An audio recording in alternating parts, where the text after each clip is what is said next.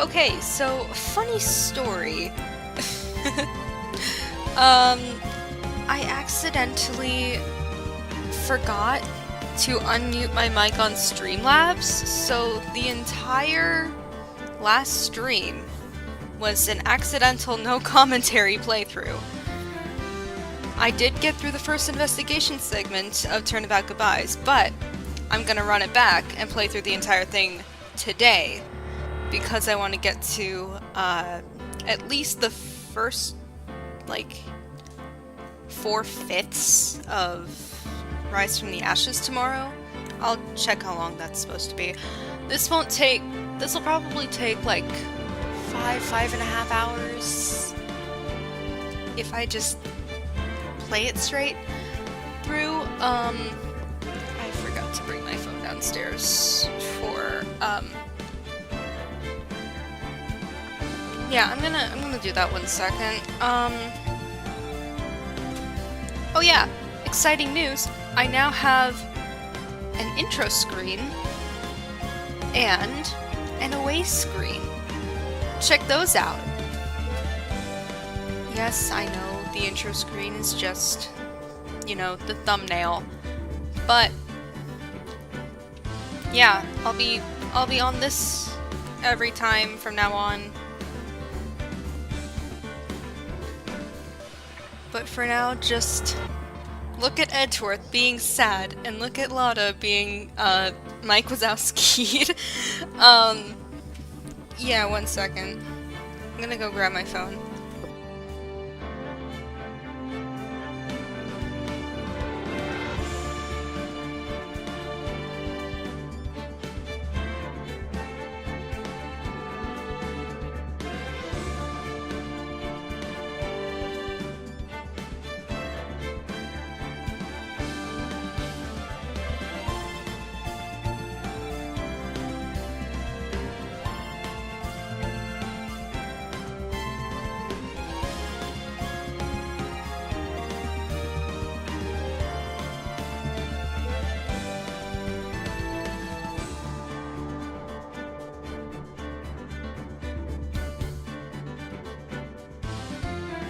As always, I have no qualms about using a walkthrough if need be, but in this case, only if need be.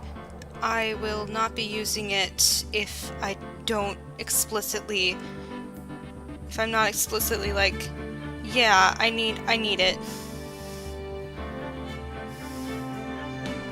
Because I,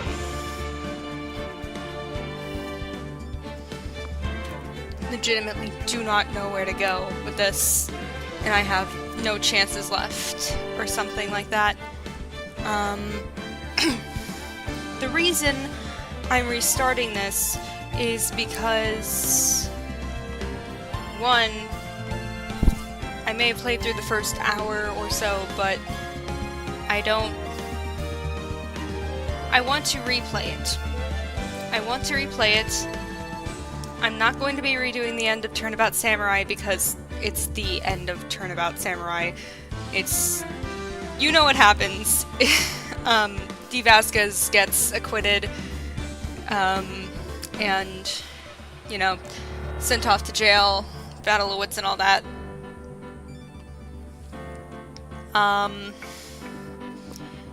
Anyway, let's get into it.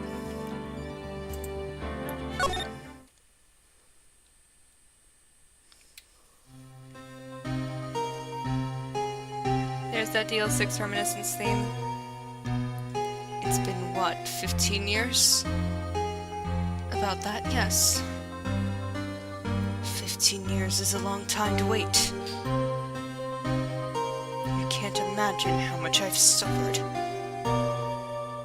You've suffered. But now, the perfect opportunity has presented itself. At last, I shall have my revenge. Damn, okay. What? Merry Christmas. Well, shit. That's not good. That's double not good. You good? Edgeworth, you good? December 25th, 10:08 a.m. Wright and Co. Law Offices. Hey, Nick! Do you know if there are any good waterfalls around here? Waterfalls? Dare I ask why? Duh, Nick, isn't it obvious? I need a waterfall to stand under, preferably a freezing one.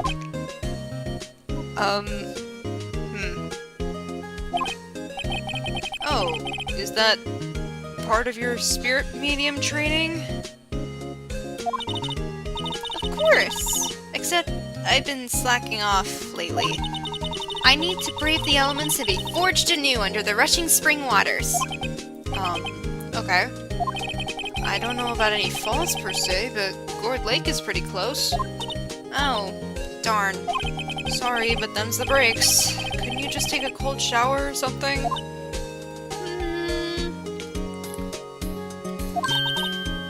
Good idea! So much for rushing spring waters. Next in the news, a large unidentified animal was sighted at Gourd Lake. The town is buzzing with excitement. Locals are calling it Gordy and a tip of the hat to Nessie, the Loch Ness Monster. Though its namesake, Nessie, proved to be a hoax. Locals are confident their Gordy is the real deal. Boring. Can't they show real news for a change? Be careful what you wish for, Phoenix. Nick. The water pressure is kinda low in that shower. You want more pressure, huh? Why don't you go down to the fire department and have them spray you with the hose? Good idea, Nick! Apparently, Fey blood is no aid in detecting sarcasm. We interrupt this program to bring you a special news bulletin. Strange occurrences continue at Gourd Lake, but this time, it's murder. Gourd Lake again? The body of a man was found in the lake early this morning. The suspect was apprehended. Sources inside the police department revealed that the suspect's name is Miles Edgeworth, age 24. Edgeworth was an up-and-coming prosecutor known for his skill and connections. He was guaranteed a long and rewarding career. Has he thrown it all away? Edgeworth? What's going on? Edgeworth would never do something like... Nick? Yipes! Maya! The fireman yelled at me when I called him. You've got bigger things to worry about than that! They arrested Edgeworth! What? You mean the prosecutor? Yeah, he's a suspect in a murder. What? When? Where? Whom? Why? How? Those are the questions you should be asking. I don't know. Let's go find out, Nick. Gotta examine Charlie. Mia's favorite plant. Its name is Charlie. Maya's gotten the knack of watering it lately. Charlie's been perking up these days. Maybe it's a winter plant? Looks like it's cleaning day again at the hotel across the way. I hear they're planning a second branch outside the city. I can see the bellboy getting the angle of that screwdriver in the drawer just right. What do I do, teenage assistant? What do you mean? Let's investigate! We should talk to Mr. Edgeworth and check out the crime scene! You're right. We need more information. Save aimlessness and confusion for later. Well, got any good ideas? Not really.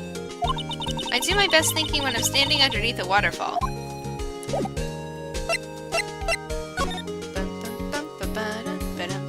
gonna go to the detention center first. Edgeworth, what the hell happened? What the hell happened, dude?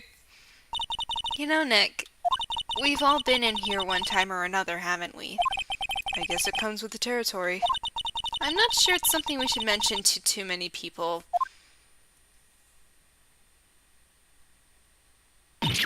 Ah! Get them talking about the Steel Samurai, then she'll lighten up. Hey, Edgeworth, come back! Was he going to leave? What are you doing here? What are you doing here? Nick, I don't think he's in a very good mood. Well, he is in detention. Were you in a good mood when you were here? So, You've come to laugh at the fallen attorney. Then laugh. Laugh! Well, why aren't you laughing?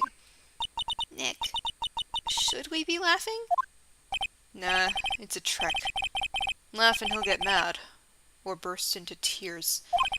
Edgeworth, we don't have so much free time we can spend it coming down here to laugh at you. Yes, you do. Actually, he's right. I hoped you wouldn't come. I didn't want you to see me. Not like this. I didn't want to see you like this either. Believe me. Smile for the camera.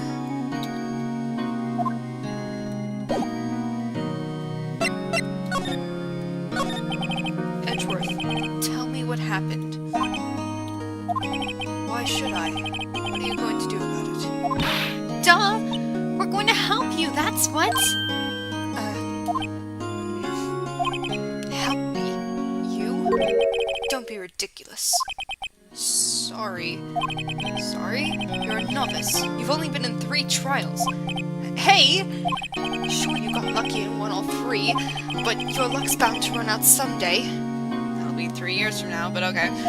You need real skill, right? Experience. Nick! He's insulting you! Nick? Why am I always the one who has to get angry? The murder took place at Gourd Lake, correct? Yes. Late last night. The lake is a long way away from your offices in the courthouse. Why were you down there? I see no need to tell you. Mr. Edgeworth? You didn't really... Gordy. Huh? I went to see Gordy. Gordy? What's that? I'll tell you later. Why won't Edgeworth talk to us? Attorney's badge, bitch! Your attorney's badge. Edgeworth, let me defend you. Good one, right? But I'm not that hot up. Not yet. What do you mean by that? Me, trust a wet behind-the-ears lawyer with only 3 trials under his belt? Never. What?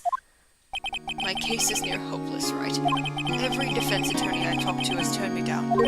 What? Simply put, they were afraid they'd lose. It occurred to me that it might be my fault that they lack confidence.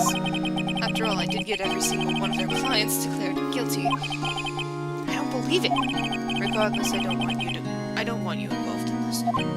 You, in particular, I cannot ask to do this. Come on, dude. Well, guess I have no choice but to go to the Gourd Lake entrance.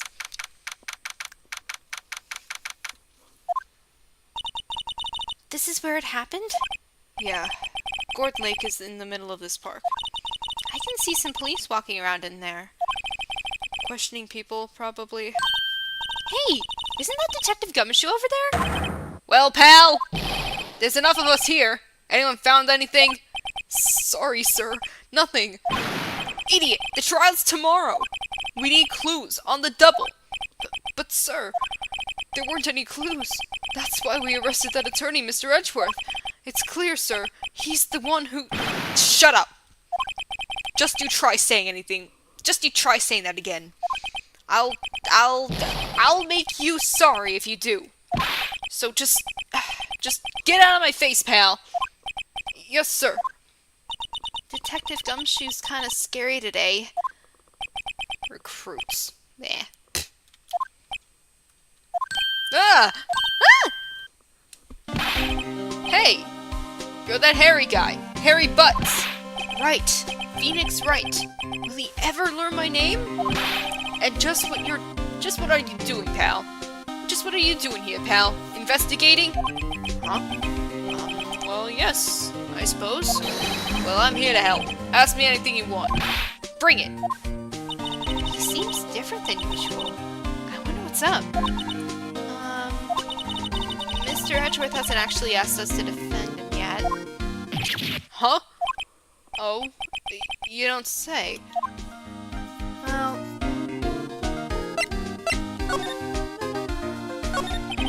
Detective Gumshoe, do you know what happened here? Huh? You don't know, pal? No. Wow, okay, Mr. Head in the fluffy pink clouds lawyer. Head in the... Huh? Never mind, I'll tell you. It happened last night, about 15 minutes after midnight.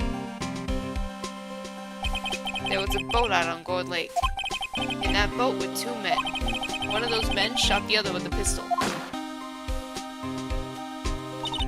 And the shooter was Mr. Edgeworth. The cop who arrived on the scene arrested him. How did they get there so fast? Well, there was a witness. When the report came in, we raced to the lake. A witness? Who was this witness? Sorry, pal, that's confidential. Anyway, the witness saw everything, apparently. I'm sure they'll turn up at the trial tomorrow. Was there only that one witness? Yep. It was pretty cold out on the lake last night. And it was Christmas Eve after all.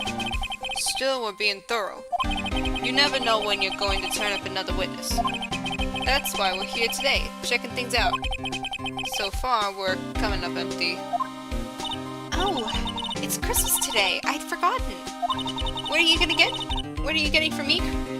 Wah. What are you getting me for Christmas, Nick? Talk to Santa. You don't think Mr. Edgeworth is a murderer, do you? Absolutely not. It's impossible. I don't care if there's a witness either. I don't believe a lick of it. Right. Who cares what the witness says? I care.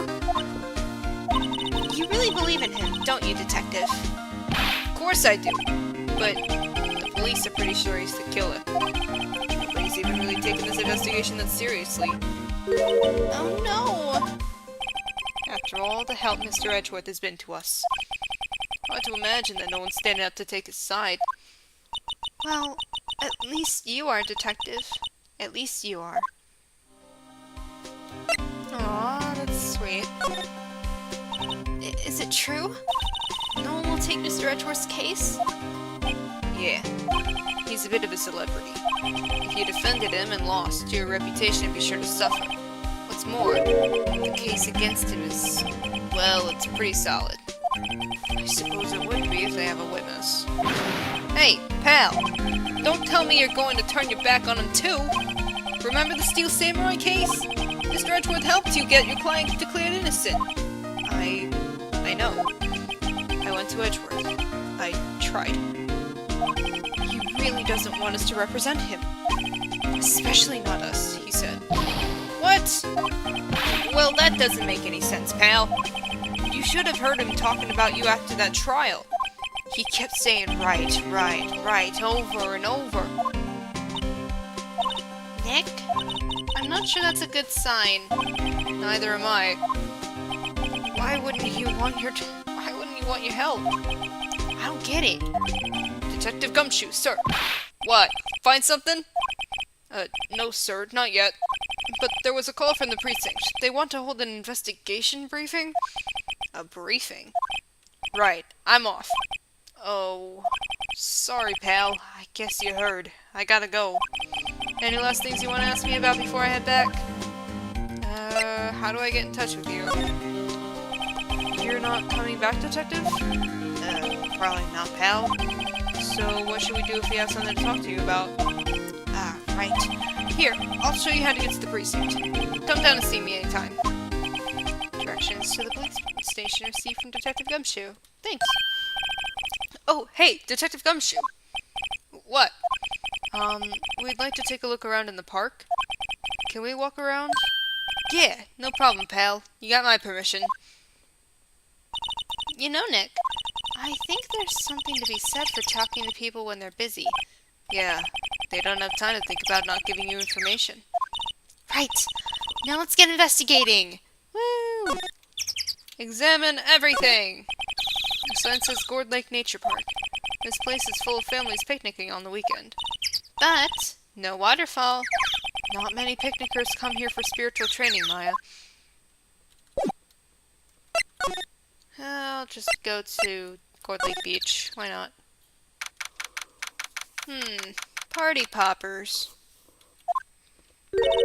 Wowzers, this is Gordon Lake? Yep. I'm not sure it warrants a wowzers, though. Probably not. But hey, look at that snack stand. Samurai dogs? I want a samurai dog, please. I bet they're great. With a name like Samurai Dog, how could they not be? They're a little behind the times, though. The kids are all into the Pink Princess now. I mean, like, you know? Nope.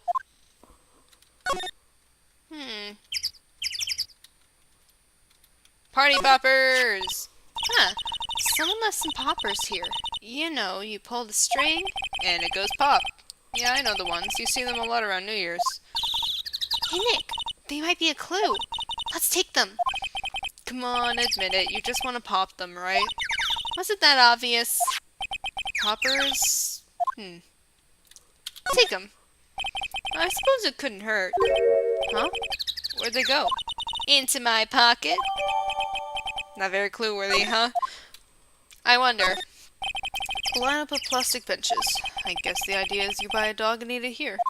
I doubt anyone would sit here and eat on a day like this. Except maybe Maya, if she had a samurai dog. Huh. I almost didn't see that signpost. Left, boat docks, right, exit. A hot dog stand. It's closed. The Christmas fringe looks a little half-baked. The banner reads Samurai Dogs. Somebody needs to redecorate. Somebody needs to redecorate. Let's go here first. I like it here, Nick. Look, someone's camping. They've got guts camping at the scene of a murder. Hey, Nick. If they were camping here last night, they might know something about the murder. That's true. Good call, Maya. Let's go talk to them.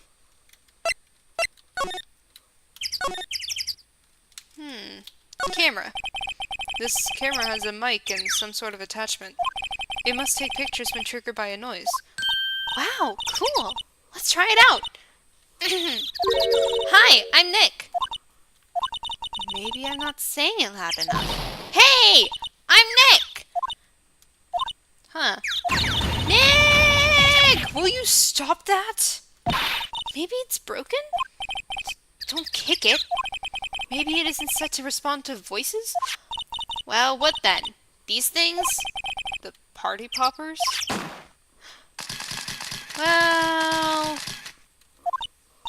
Well, it responded. Yeah! Hey you! Get your hands off of that! What in the Sam Hill? Look what you done now! There goes a whole roll of film! Sorry. Sorry's nice, but it don't pay my bills. Y'all know how much a roll of that film costs? I'll pay you back. What were y'all thinking setting off a party popper in a place like this? Well... What? Don't try to play stupid with me just because you think I'm some country bumpkin. Yeah, I know how y'all Yanks think. I say, those southern folks talk with that exaggerated drawl. Why, they must be dumb. Well, let me tell you, just because I might be dumb don't mean we all are. Nick, help! And who are you now, her chaperone? Yeah, no. Rather, we're sort of friends? Just figure out what y'all gonna say for bejesus' sake. God, I'd rather sit through one of Papa's draws than listen to you stutter all day. Oh boy. I guess we should pay her for the film. Watch it! Yes, ma'am. On second thought, I'll pay later. I'm really sorry.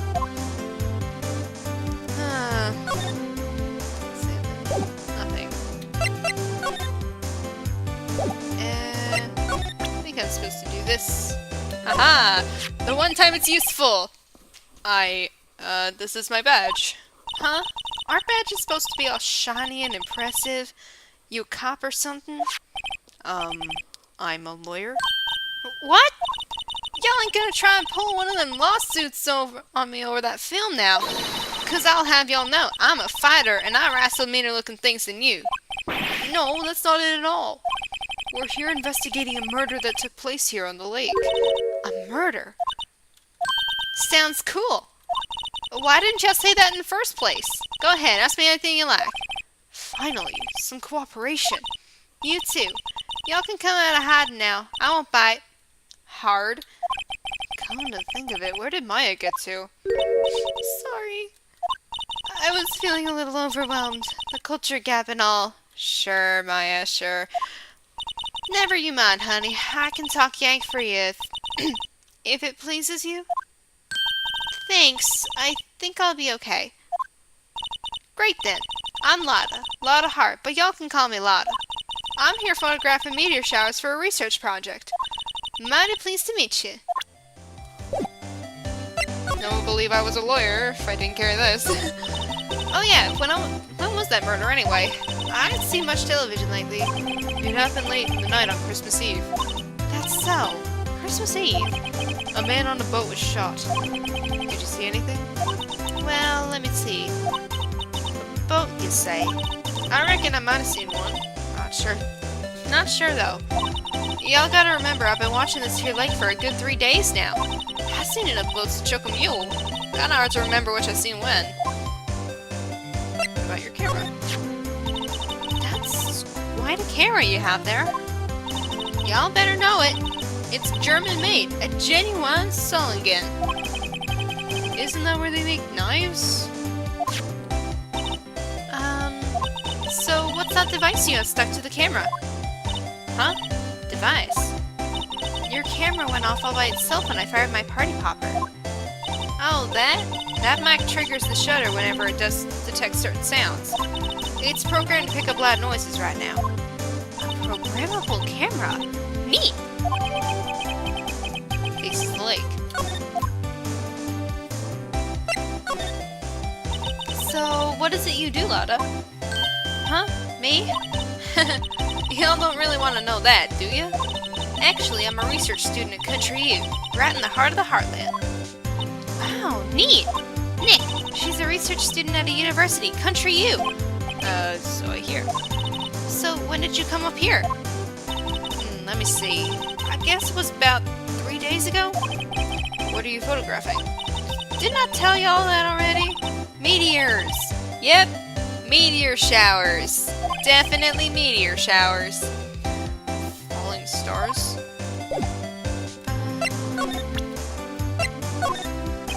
Lada? Yeah? So, your camera, it triggers on loud explosion noises? Yep. Actually, the victim in the case we're researching, he was shot with a pistol. A pistol? Right. Now, wouldn't a gunshot make a similar noise to our party popper? I guess it would. Your camera didn't get a picture of the murder, did it? Hey! Y'all are pretty bright. Huh? I see what you're saying. Tell you what, I'll have a look-see at my film. It would have been a photo taken late last night. I checked them once, don't remember if there was anything on them though. But what if I got something? I could be a witness to a genuine murder. Yeehaw! I'll go check that film. Y'all come back now, you hear? She's too excited. She went inside her SUV. I guess we should come back later. Only place to go that we haven't checked yet is the boat rental shop. Woo! And there's nothing here, right? Yeah. Nick, what is this place? A boat rental shop. Closed for Christmas, it seems.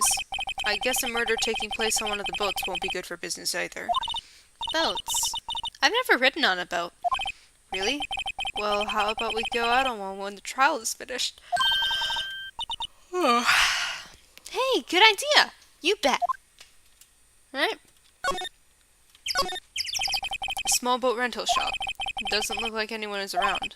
They're probably closed because it's Christmas. There are some boats floating at the dock. Was one of these boats used in the murder, I wonder? Nick? Huh? I changed my mind. I don't really want to go for a boat ride.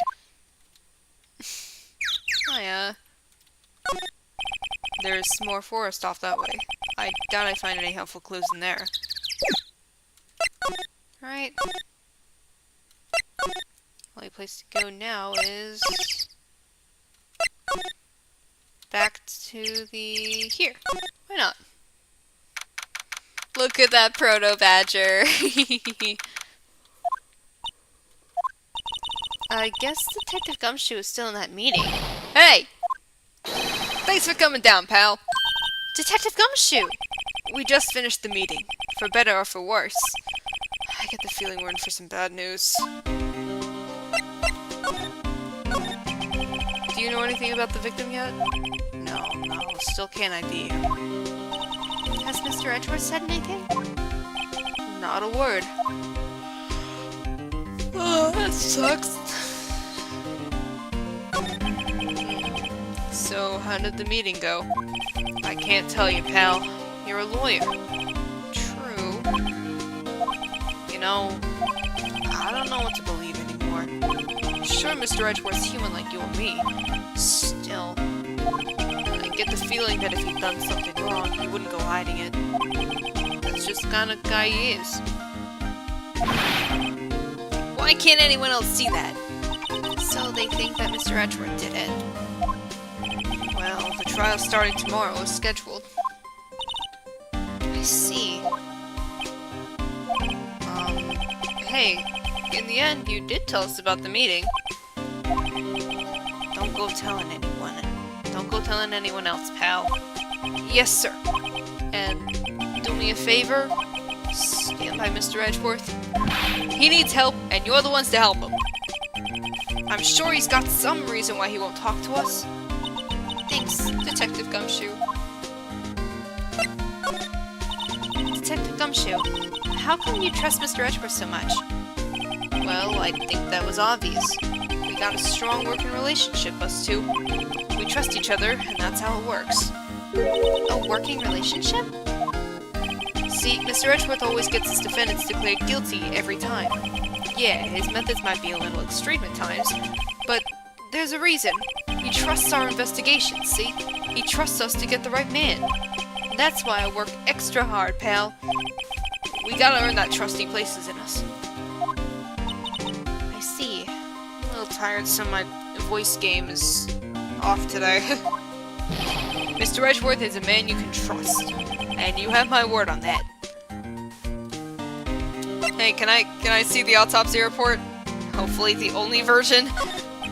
I was wondering, did you ever get that autopsy report? Oh, that? Yeah, I made a copy for you.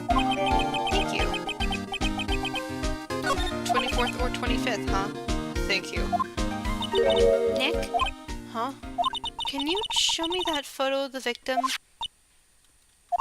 That face? Someone you know? I don't know. I just had this feeling that I met him somewhere a long time ago.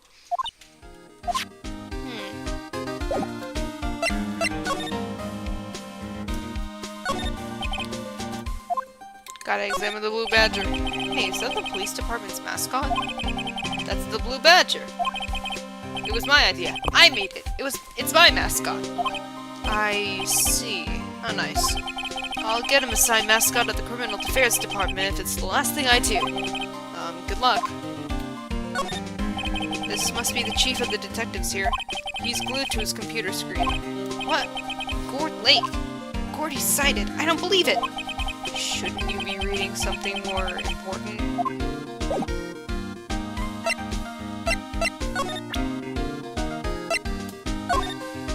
Sorry, I'm drawing a blank right now.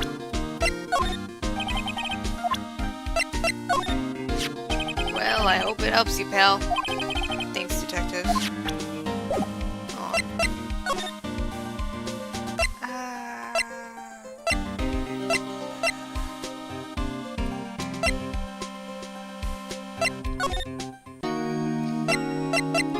I will present the autopsy report to him. I'm sorry, I can't think of anything I want to say about that. Did you do it? Edgeworth, this is really hard for me to ask, but you didn't do it, right? Right? Think what you will. I have only one request. Stay out of this case. Why? But Nick is trying to help you. I know that. But I don't want your help, okay? Why not? Look, just go away and leave me alone. Nick, Mr. Edgeworth did it, didn't he? Maya, let's go investigate elsewhere. But Nick...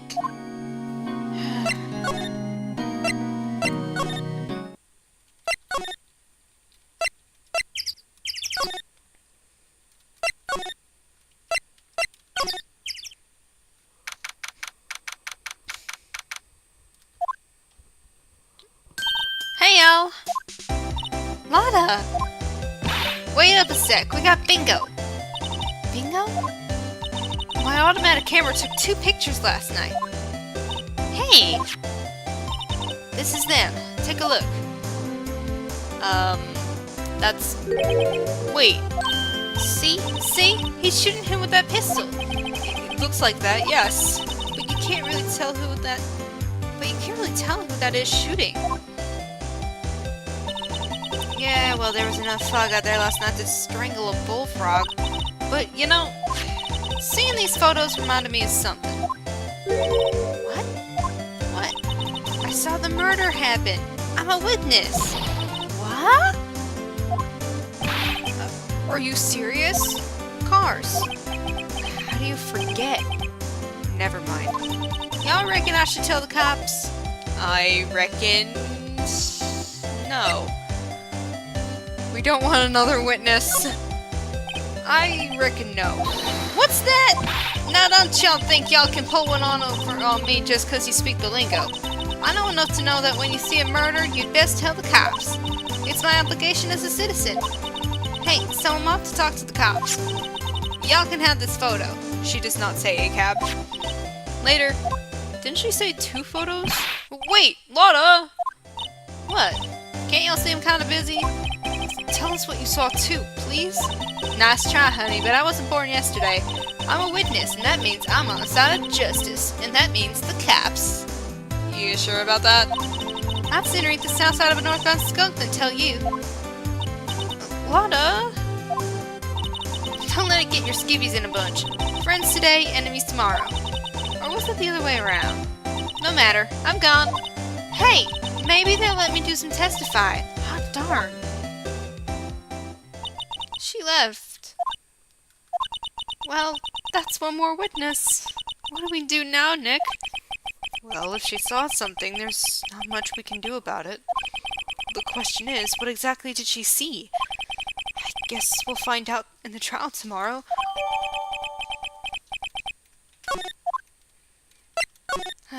Let's go back to... Oh, right. Immediately shunted into this. Okay. Looks like the police have given up their interviewing. Hey! Ah! Nick! I think Santa's mad at you. Long time no see, Nick. Nick? You know Santa? Wow. Nick and Saint Nick. Hey, I see the connection. Don't be ridiculous. Dude, it's me. Larry! What are you doing here? Isn't it obvious? I'm working my day job. I sell samurai dogs. Want one? Gotta get money for dates, you know. My girl Fiancé deserves the best. Fiancé? Another model, I hope. Oh, Fiancé's a fine, fine woman, Nick. It was her idea that I wear this costume. She was all, you go, girlfriend, you know? She bought this costume for me. That's great, Larry. Wow, a Santa costume. She must be really nice. Whoa, cute. Dude, she's 17. Nick, who's she? She's not my... What? No, she's not. I'm his partner, Maya Faye. I'm, the little sister. Sister? Oh, Nick, must be tough. Working 9 to 5, having to take care of a little sister?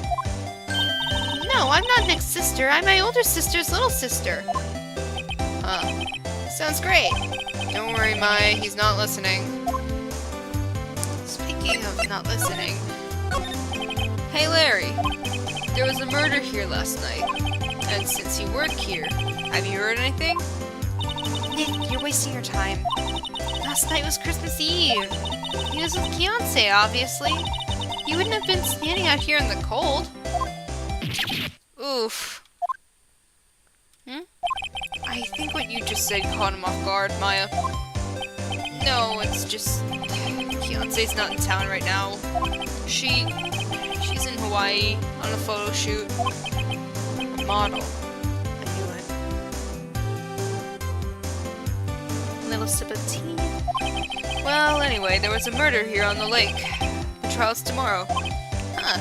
Neat. The defendant is Edgeworth. Miles Edgeworth. Nick? Why would Larry know Edgeworth? Whoa, Nick! You don't mean that Miles Edgeworth? Old Edgy? Yeah, he's a murder suspect. Whoa. Murder? Huh? You know Mr. Edgeworth, Larry? Yeah, of course. Edgy was in the same class as us in grade school. What? What happened, dude? So, Mr. Edgeworth was your classmate, Larry? Yeah, Nick, him, and I used to hang out all the time. Wow. I never knew. Don't get me wrong, he's always been kind of a stick in the mud. Studying all the time, trying to be like father. Like his father. Yeah, Edgy's pop was a famous defense lawyer back in the day. Wow. Wait, you said defense lawyer? Yeah. Wait a second. But Mr. Edgeworth is a prosecuting attorney. What? Edgy's got a proboscis on his knee? That's a bit of a stretch. No, he's a prosecuting attorney. That's like the total opposite of a defense lawyer. Huh. Go figure. He always used to talk about defending the weak who were unable to defend themselves. Man, he used to go on and on about man's duty to society and all that. What a bore. I wonder what changed his mind, though. Do you know, Nick? Nick? I don't know, sadly. Tell me about the dogs. Huh? Oh, you mean the samurai dogs? Why are they samurai dogs? I mean, they kind of look gourd-shaped. Oh, well, originally they were gourd dogs. You know, like guard dogs? Ouch. The samurai thing was Kianse's idea. Wow, she's my woman, you know. She was all, change the name and you go, girlfriend.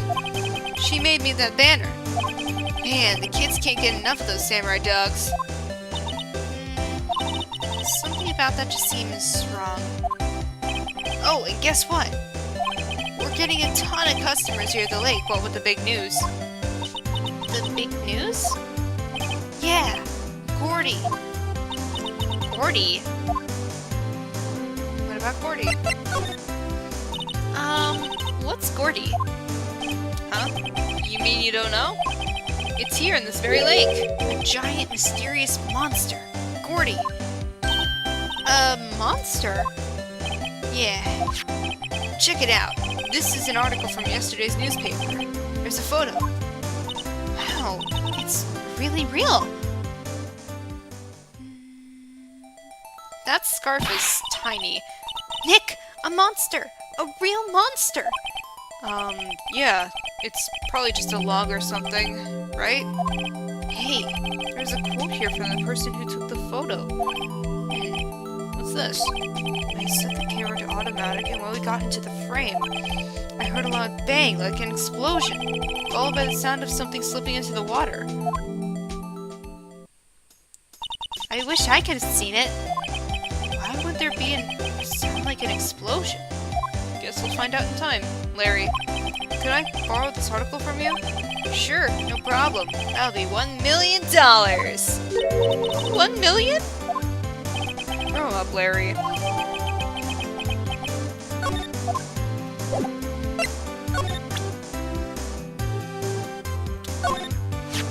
Huh? Oh, that's your attorney's badge, isn't it? Dude, you really helped me out back in that trial. Sorry, I can't really pay you. Because you blowed all on Kianse. But you can have all the dogs you want. Really? Larry, if you let her have your dogs, you won't have any left for the other customers. Hey, no problem. That's what makes her happy, you know? How many times do I have to remind you that it was me who bought you off the hook? Anyway...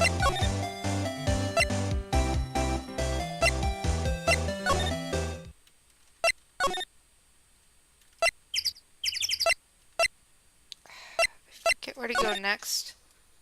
Yeah, criminal affairs. There was something funny I forgot to check here as well. Not a gumshoe in sight. If you're looking for Detective Gumshoe, he's in the questioning room. Apparently an important witness turned up. He'll be in there a while. Not a heart. It has to be. Uh-oh.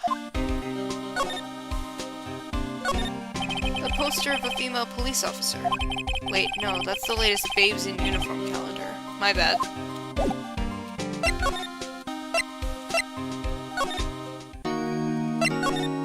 Let's see.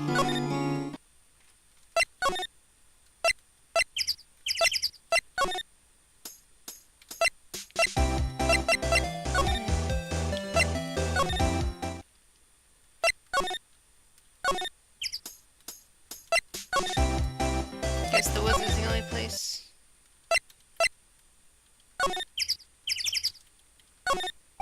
An expensive-looking camera faces the lake. Next to it is a large microphone and a blue plastic sheet. Looks like a computer is attached to the camera. I guess the only place to go is back to... Wright & Co.? What is it? Oh! Nothing. Just something's been bothering me. Could you show me that autopsy report once more?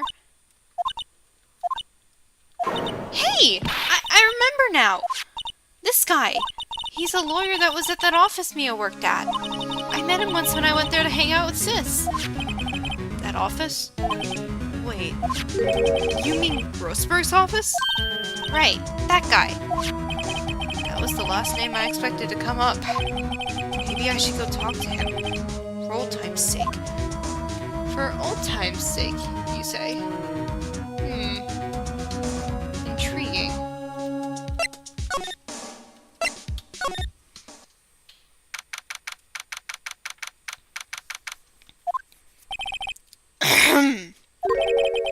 That old familiar clearing of the throat. Aha! You're Mia's something, are you not? I was her understudy, yes. Phoenix Wright. Aha! And you're Mia's something too, are you not? Her little sister, yes. You've grown. You've come to look a lot like your sister, you know? It takes me back. Kind of ick, but okay. The days of my youth, like the scent of fresh lemon. You see? Mr. Grossberg, sir? Yes, I beg your pardon. Of course you came here to discuss something. What is it then? Something the matter? Yes, actually. There was a murder last night. A murder? You haven't heard? I just got up, you see. Well, Miles Edgeworth shot someone with a pistol. Edgeworth? What? Who did he shoot? Well, the identity of the victim is still unknown. This is terrible news indeed. I guess he hadn't heard anything. What about that painting? Mr. Grossberg? Whatever happened to that painting? Oh, yes. I do not think it shall ever be coming back home to this office. I can't exactly claim it as stolen. I suppose it's my just desserts. Old, bitter desserts.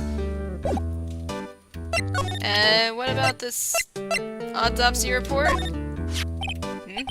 Strange. I feel as though I've seen this man somewhere before. Ah! Did you remember?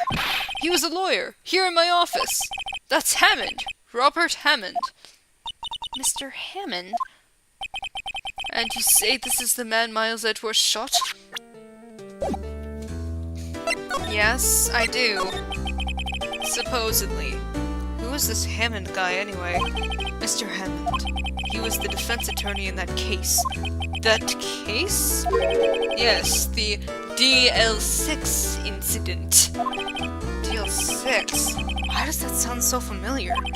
Perhaps you remember? I'm sure someone mentioned it during the trial for Mia's murder.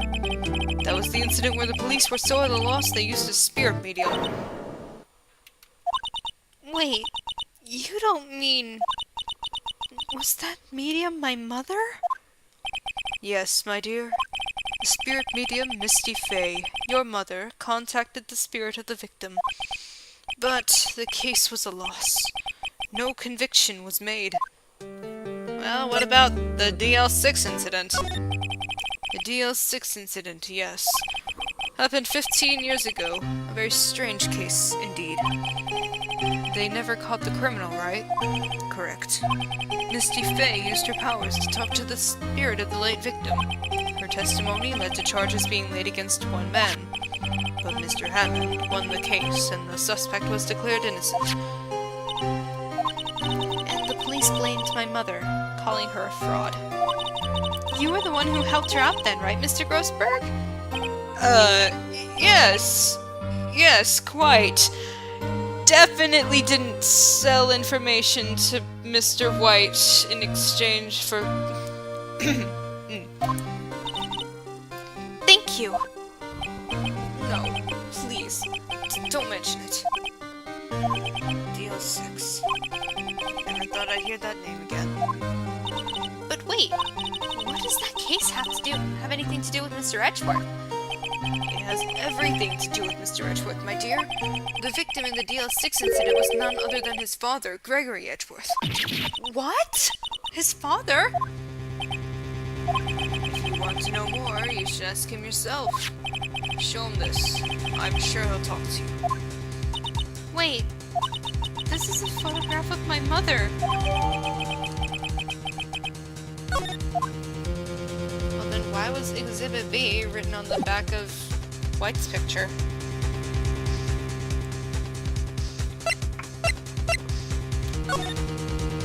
Let's go talk to Edgeworth, shall we? Come on, Edgeworth. Not on Christmas. What's this? I was hoping you'd gotten my message the first time. Edgeworth, what about your defense? It's no concern of yours. Guess he hasn't found anyone yet. Hey! Look at this photograph! Edgeworth, it's only been a matter of hours since you last visited, yet you've made incredible progress in your investigation. I'll admit it, I'm impressed, Mr. Wright. You're always single-minded in your work, though. Once you start on something, you always see it through, don't you? About the DL-6 incident. Right. DL-6. I didn't want you to find out about it. That is why I refused your offer to defend me. I'm sorry if it sounded like I thought you weren't up to the job. I just wanted to keep you away from DL-6. So, do you still think it would have been better for me to stay away? I don't know, but I see no point in hiding anything from you now. Very well. Ask whatever you like, and I will answer to the best of my abilities. Thank you. The DL-6 incident was when my father died. Right before my eyes. He was shot and killed, and I saw it all. My memories from that time are foggy. I suppose it's a self-defense mechanism. In any case, a suspect was arrested. A man. It's pretty clear he was the only one who could have killed my father. Is it though? Is it though? If he was proven innocent, someone else must have done it. Whatever. The spirit medium they used to talk to my late father said the same thing. He was an attorney by the name of Robert Hammond that cleared the suspect's name. And Hammond is the victim in the Gord Lake murder. Correct. That spirit medium. That was my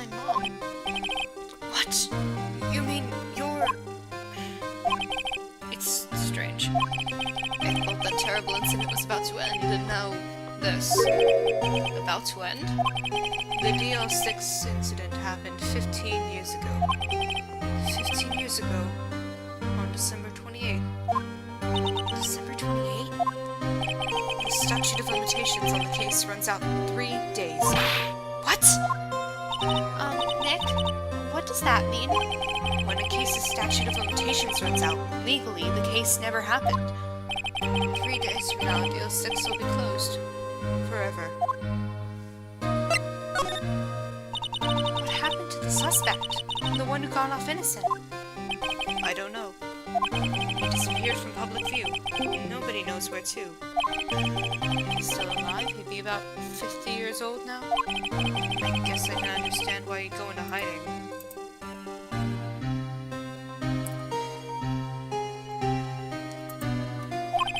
It'd be hard to live a normal life after being a murder suspect in such a big case. So was your father a lawyer? He was... Gregory Edgeworth. He was quite famous at the time, apparently. So you were sort of trying to follow in his footsteps? I'd rather not talk about it.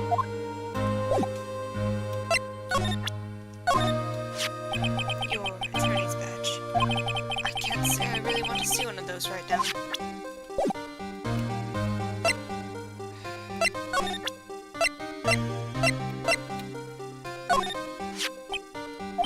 I'm sorry, I can't think of anything I want to say about that. Well... Criminal affairs, maybe? Yeah. Hey, Gumshoe! What's going on here?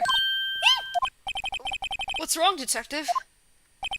This wild lady comes in here just a while ago, says she came to talk to y'all after hearing what Mr. Wright had to say. What's this all about, pal?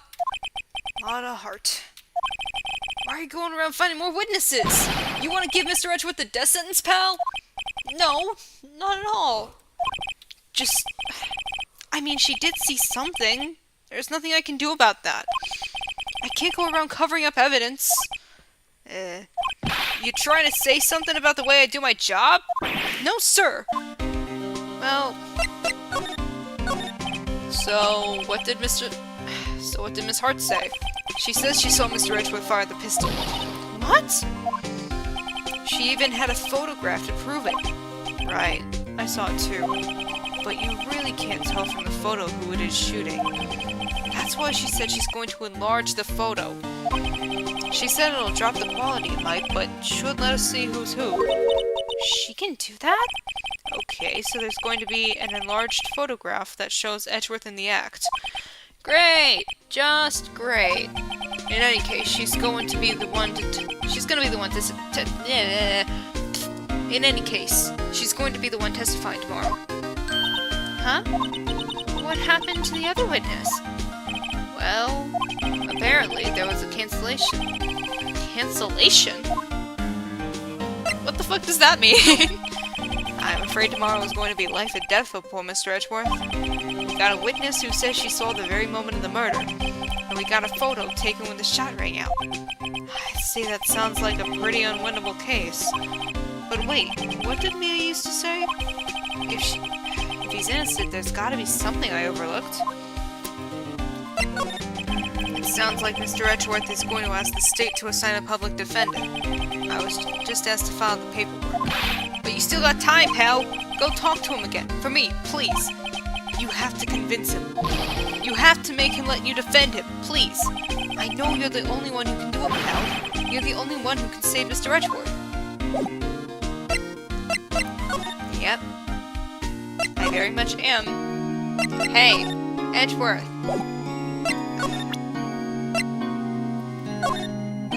What's that? I'm not in the mood for idle banter, right? Who would have thought there'd be a photo? Edgeworth, did you shoot him? What do you think, Wright?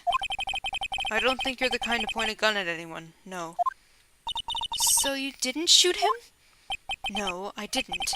It wasn't me. Right. It pains me to ask you this now. I know. You want us to defend you. Yes. Will you? Of course we will! Who could have guessed this day would come? Not me. This is my chance to finally pay you back. Pay him back? Pay me back? For what? I don't remember ever doing anything for you. Never mind. Guess you don't really need to know. Not yet, at least. Huh. My letter of request. Please give it to Detective Gumshoe. Well, I guess we should... What's that? Earthquake! Nick! It's a big one! It's coming down! That was scary. Huh? Where's Edgeworth? There. He's on the floor in a ball. Shivering. I guess he doesn't do so well with earthquakes. I've heard of running, but curling up in a ball? Well, I guess we're done. Mr. Edgeworth doesn't seem like he's going to stand up anytime soon. Let's go, Nick. Right. We have to give Edgeworth's letter of request to Detective Gumshoe.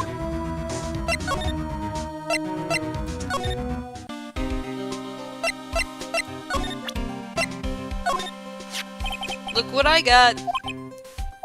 Hey, you did it, pal! Glad I waited till the last minute to file those papers. I'll rip them up and start new ones for you. Thanks, Detective. Well, see you in court tomorrow, then. Good luck, pal. Hey, you guys feel that earthquake a little while back? I was worried. Worried? We're fine. I've lived out here my whole life. Oh, come on. Don't crash on me now. There we go. I've lived out here my whole life. I'm pretty used to them by now. Oh, I wasn't worried about you two. I was worried about Mr. Edgeworth. Oh, right. He did seem to overreact a little now that you mention it. Yeah, well, I'm not surprised. It was a pretty big quake. I'm going to go check on him. You two go eat and get your rest for tomorrow's trial. Later. I wonder what it is with Mr. Edgeworth and earthquakes. I wonder. He was never that scared of them when he was in school. Trauma! Jazz hands! And then again, I only really got to know him in 4th grade. He transferred to another school after that. I wonder what happened to Edgeworth. I do too. Anyway, I'm gonna take like a 10-minute break. Yep. There we go. Little 10-minute break.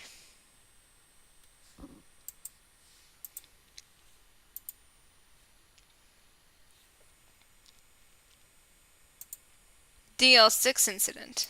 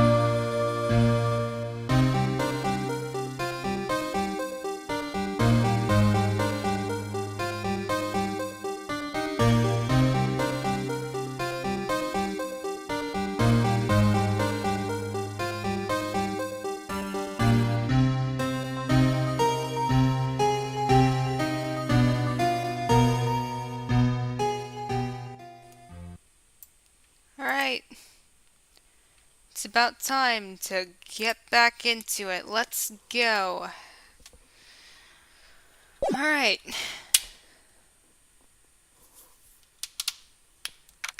December 26th, 9:44 a.m.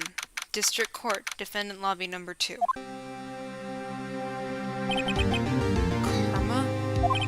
That's right. Manfred von Karma. He's the best prosecutor there is. He hasn't lost a case in his 40-year career. He's a god of prosecution, right? A god! Not a single case? He'll do anything to get a guilty verdict. Anything. Sounds like someone else I know, Edgeworth. You don't understand. I mean, he'll really do anything. Manfred von Karma is a man to be feared. That's quite a claim coming from someone who forges evidence. He taught me what it really means to prosecute. What? Just picture a prosecutor as vicious as me, multiplied by a factor of 10. So, was he your teacher then, Mr. Edgeworth? Something like that. And now he's trying to get you found guilty? What a creep! Oh, wait. Maybe he's planning on losing on purpose to help you out. Not a chance. He hasn't lost once in 40 years. 40 years! He's as ruthless as me, times 20. That's pretty ruthless.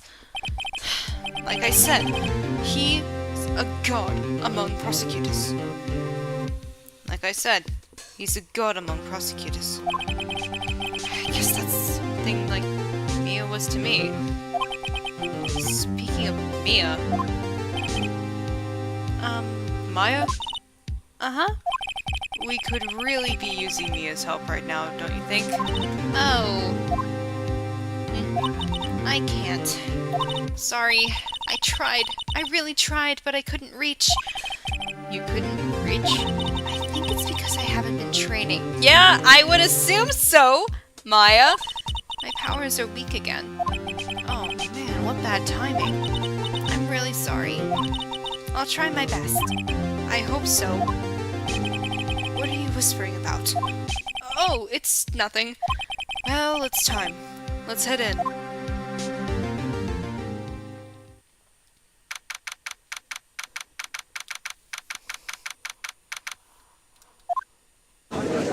Hi, Manfred von Karma. I can't believe that's the first thing we see him. That's great.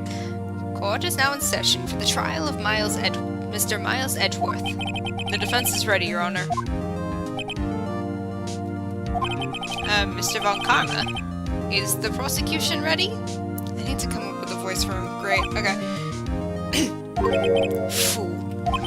You seriously think that I would stand here were I not completely prepared? Right, my apologies. He's even got the judge scared. Very well, your opening statement, please. Decisive evidence. A decisive witness. What else could possibly be required? Nothing, of course. That should be fine. The prosecution may call its first witness. What's with this guy? Is he royalty or something? How am I supposed to fight against this? I called the detective in charge of this case, Detective Dick Gumshoe. Okay, Gumshoe's first. Let's see how this goes. Cocoa powder, what are you gonna make? Describe the incident. Now. Leading question, doesn't even ask his name. Come on, dude. Yes, sir. Detective Gumshoe looks nervous. Please take a look at the map.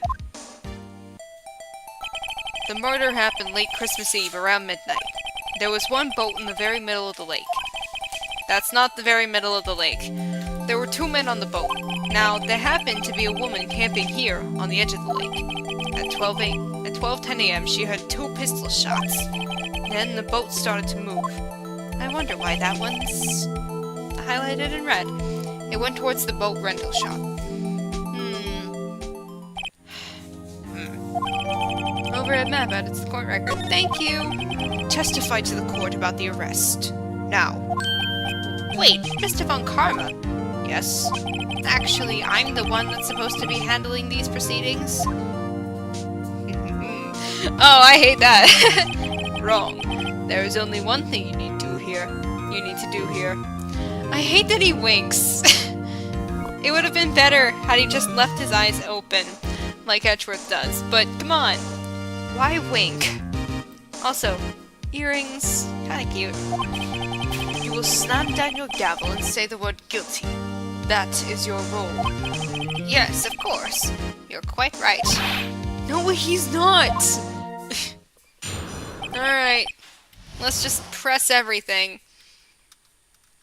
A man called into the station around 30 minutes after midnight. We headed to the scene of the crime as fast as we could.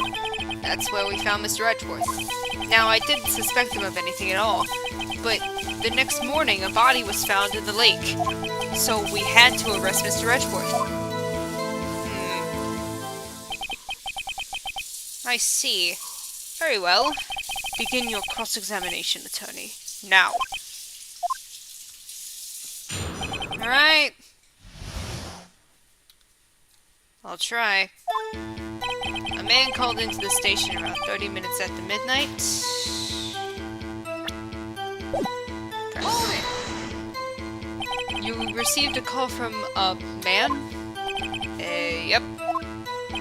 But you said there was a woman camping there. She was the one who heard the 2 gunshots, right? I forgot how deep his objection is, wow. That woman and the man who called in the report are 2 different people, obviously. Different people? There were 2 witnesses. Forgot about that, didn't you? Their testimonies were quite similar, however. Today I've summoned the woman who was camping. The woman who was camping. A lot of heart. What happened next, detective? We headed to the scene of the crime as fast as we could. That's where we found Mr. Edgeworth. Okay, but what do you mean by as fast as we could? How long was it between receiving the report and your arrival at the lake? Well, I'd say it was about 3 minutes. That's pretty fast. Our motto for the month is get there quick. Detective, you will refrain from casually revealing department secrets. Yes, sir. Sorry, sir. I look forward to your next year's salary review. Aw, so much to look forward to these days. This is no time for dejected daydreaming. Continue. Yes, sir. That's where we found Mr. Edgeworth. Okay. What was Mr. Edgeworth like when you saw him then? Well, from what I saw, he looked pretty relaxed. Not like a murderer at all, really. Detective, the court requires the facts, not your opinion. How many years have you been on the force? Facts only, detective. Hard, cold, objective facts. Okay. Calm down, dude. Yes, sir. Man, he's got his share of objections.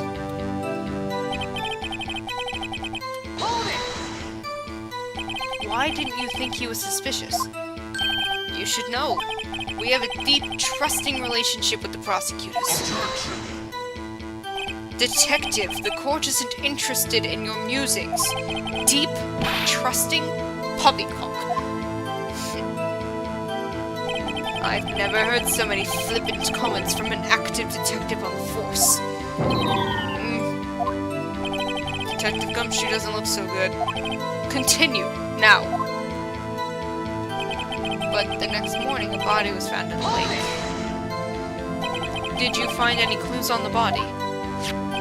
A single bullet was recovered from the body. He was shot through the heart, fatally.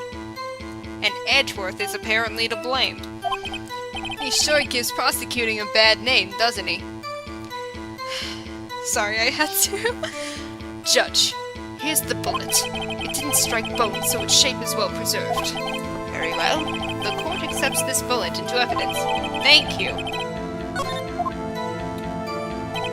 So we had to arrest Edgeworth? Why? Why is that? Well, we found the murder weapon in the boat. The murder weapon? A pistol. Detective Gumshoe. That is a vital piece of information. Please revise your testimony. right. Sorry, Your Honor. The murder weapon we found in the boat was decisive evidence. What about the pistol made it decisive evidence? Tisk, tisk, tisk. Ah! He has the same evil laugh as Edgeworth!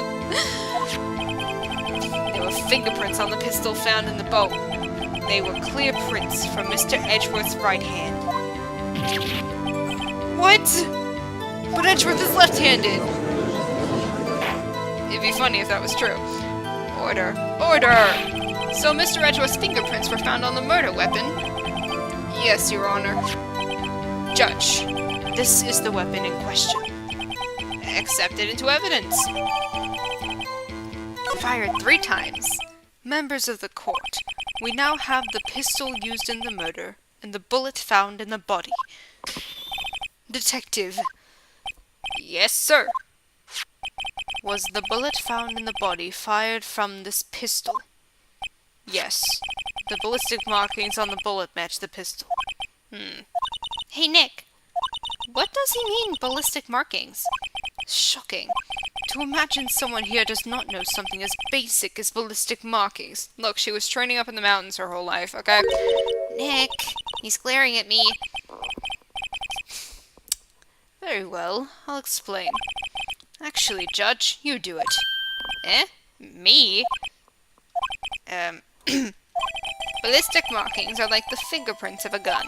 The barrel leaves distinctive marks on each bullet it fires. You can examine these ballistic fingerprints to see which gun fired the shot. It's quite accurate. Indeed. This leads to one inevitable conclusion. The bullet found in the victim's heart was, without a doubt, fired from this pistol. This pistol, which, as you may recall, was covered with the defendant's own fingerprints. He's so pissy. Order! Order! This is bad. This makes it look like Edgeworth did it.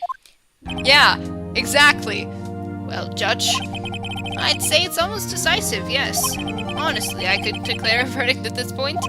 However, you wish to hear the witness speak, no doubt. Very well.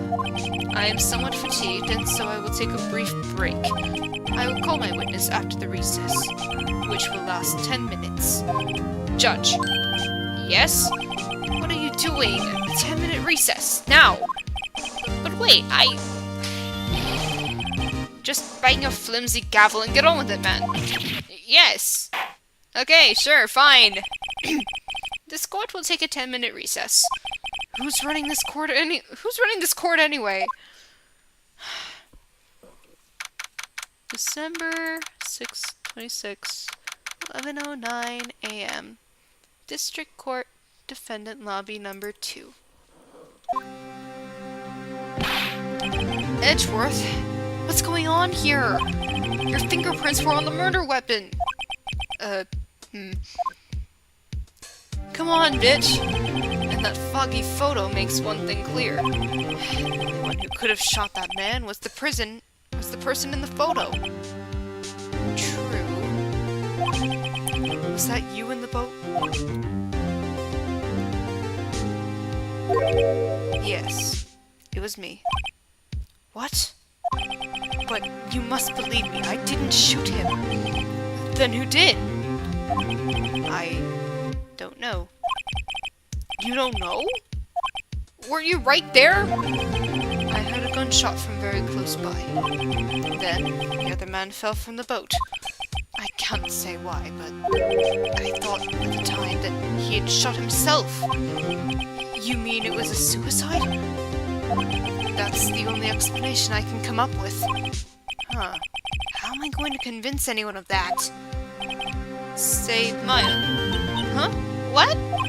Any progress with Mia? Oh. Sorry. It's no good. I know.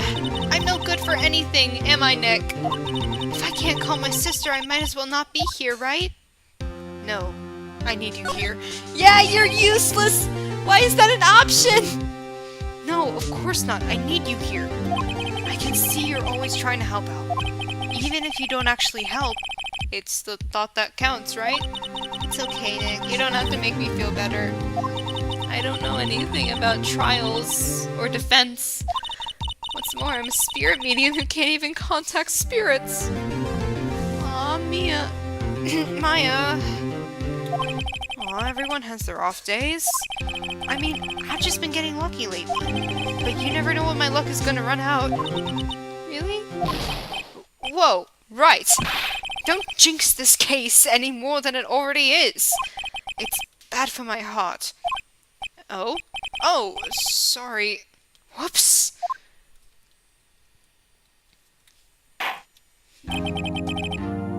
Court is back in session. Mr. Von Karma, call your witness. Yes.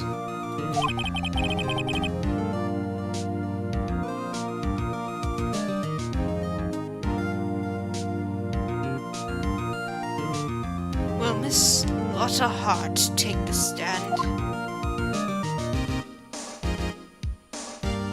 Hi, Lana. Lotta Hart, you're a research student at the university? That I am. Good. Begin by telling us what you saw the night of the incident. And don't add anything trivial or subjective. Understand?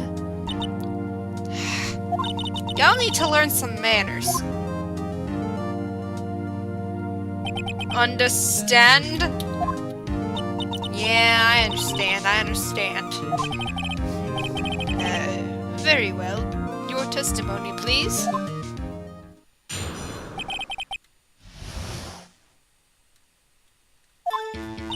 It was Christmas Eve, just after midnight, I reckon. I was in my car. I heard this bang come up from the lake. When I looked out the window, I saw two gents in a boat.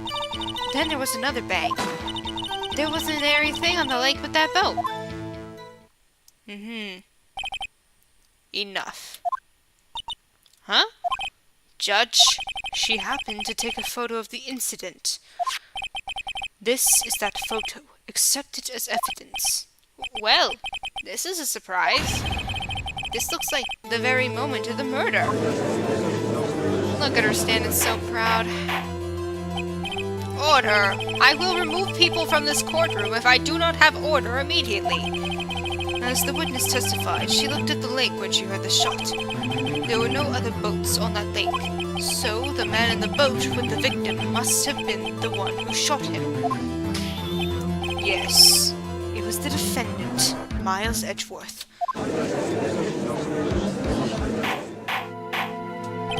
Order! Order! Order! I will have order! Well, Judge, the evidence is decisive. I have very little doubt about this case. Very well, this court finds the defendant... Shut the fuck up, Judge! Wait, Your Honor! I haven't cross-examined the witness yet. A cross-examination? We have photographic proof. What question can there possibly be? This photo is worth 1,000 words, and they all read guilty. You lose. Or, do you claim to have found a contradiction in her testimony?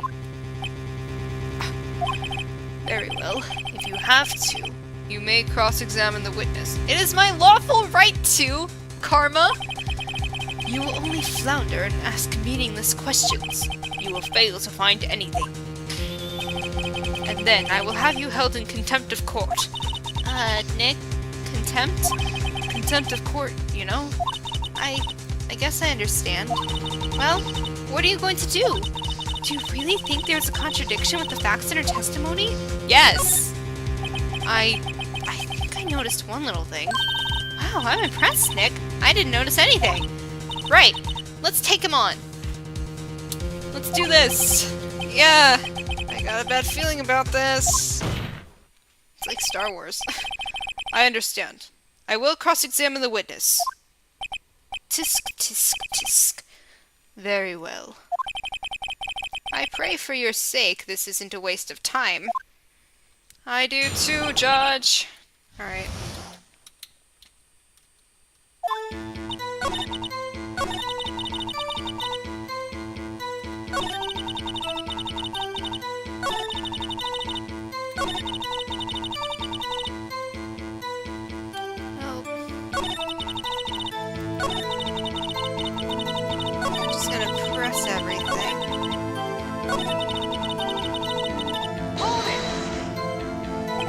just after midnight, you say? In other words, it was no longer Christmas Eve, but Christmas Day. Huh? Oh yeah. Well, yes. I know you want to find contradictions, but really... I hope your next contradiction is a little more relevant to the trial. Witness, continue your testimony. I was in my car. This bang coming from the lake. So you weren't looking at the lake at that time? Nope. I looked after I heard that noise. She said that already. I asked you to find contradictions, not leisurely chat with the witness. Not leisurely chat with the witness. Ugh.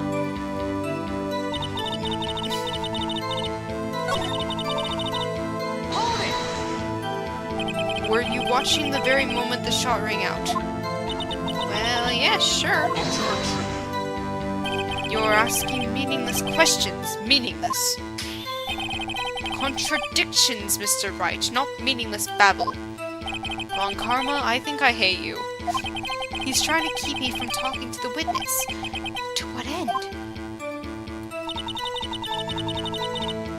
Well, I don't think that's true. I feel like this is right? No? This evidence clearly reveals the contradiction of that statement, Your Honor. Oh, exactly. They aren't, are they?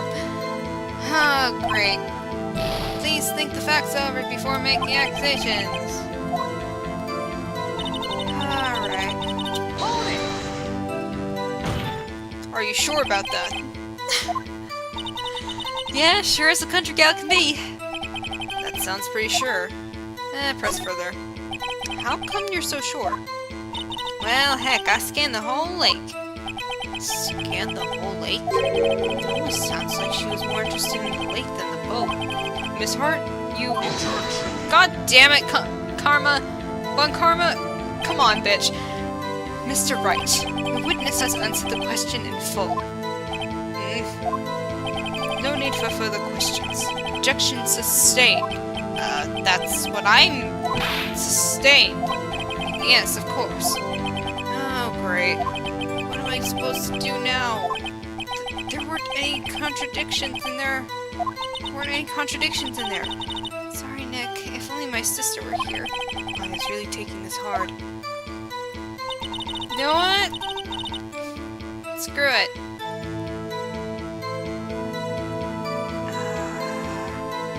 I think I've pressed everything.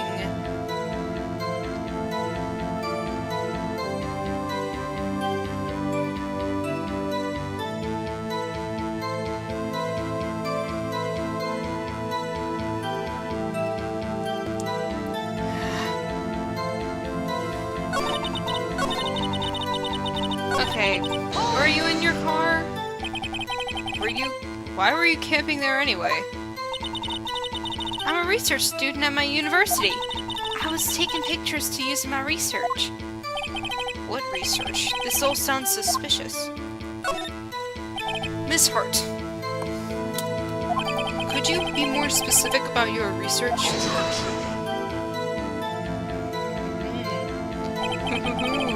What does the witness's motive in camping by the lake have to do with this case? The answer is nothing. I object to this line of questioning. Objection sustained. Wait, now I'm the one who says that! Well then say it already. Objection sustained. Thanks for nothing, Your Honor! I heard this bang towards the lake. Looked out the window, I saw two gents in boat. Okay. Could you clearly see the two men? Just look at the picture. Clear enough for you? Uh-oh. Wait a second. I wasn't asking you about the photo. I was asking if you saw the two men. Yeah. Well, of course. The witness has testified that she saw them. Also, there's also a photo. You'd best look elsewhere for your precious contradictions. He jumped in quick. He's hiding something. Enough. I think we've heard all we need to hear, Mr. Wright. It seems you are unable to find a contradiction in the testimony worth noting. But Your Honor! You keep your promise. Mr. Wright, I am afraid that I will have to penalize any further outbursts by holding you in contempt of court. And if that happens, you'll have to leave the courtroom immediately. Understood? Nick! Lada's testimony is fishy, Nick. Real fishy. I know what you mean, but if I can't say anything, what can I do? I believe we've covered the evidence sufficiently to make a decision. Then pass your judgment. Very well. Mr. Miles Edgeworth, please take the stand. Hold it! Hold it! Who was that?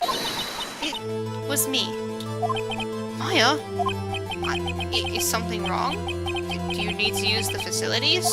No, I do not. Lada Hart, your testimony stinks. It's unclear whether you were actually looking at the lake. It's highly doubtful that you actually saw Mr. Edgeworth. Tell us the truth. This is a matter of life or death.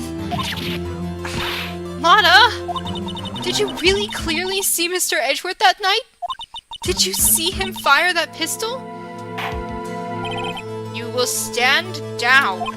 The court does not acknowledge the defense's outburst. Answer me, Lada! What's the big idea treating me like some kind of criminal? I saw him! I swear it! I saw Edgeworth! Enough. Judge, declare the defense in contempt of court. Yes, of course. I'm sorry, but you were warned. Guard, escort Mr. Wright out of the courtroom. He is in contempt of court and must leave. No.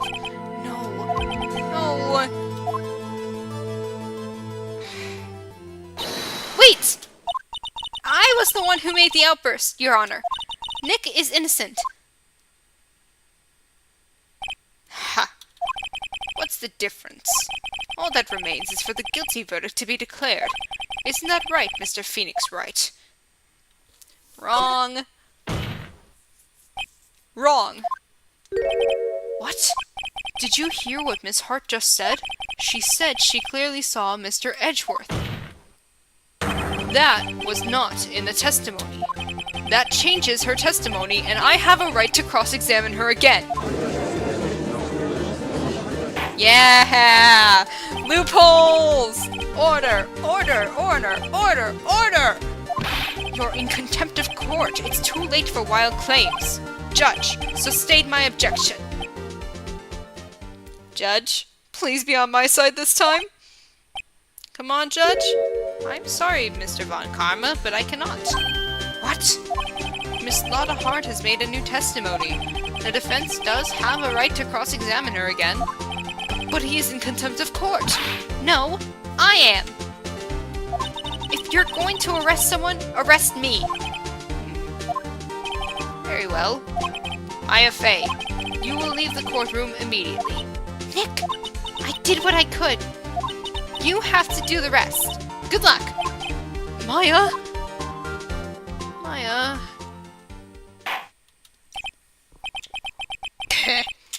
I care not for this melodrama. Listen well, Mr. Wright. I do not tolerate badgering of my witnesses. I'm running out of time. I'd better find a contradiction in here, or else. Mr. Wright, begin your cross-examination. Alright.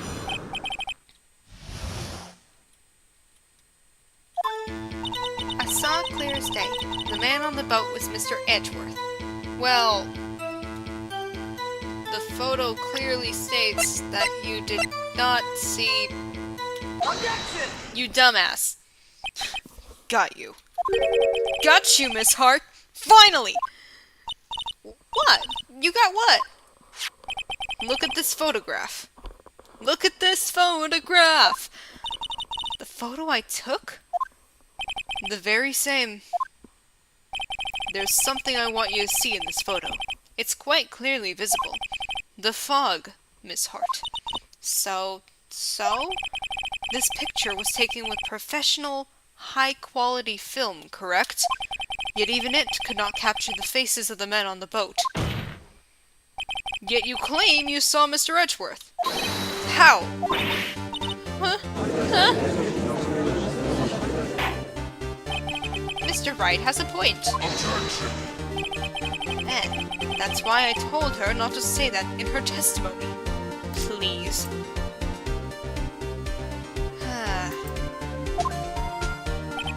Yep, now she has said it, Mr. Von Karma.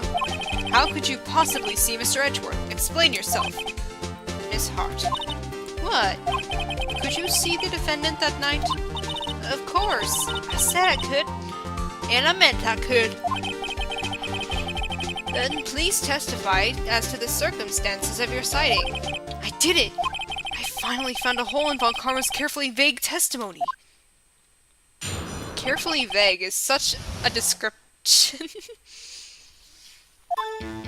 You're right. It was a cold night and the fog was thick as grits. So once I was finished setting up my camera, I got back in the car. Still, I brought my binoculars with me.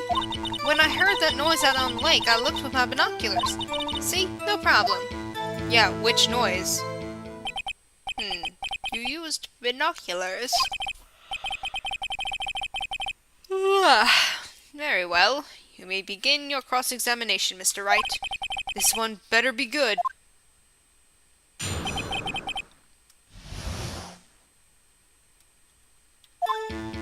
You're right.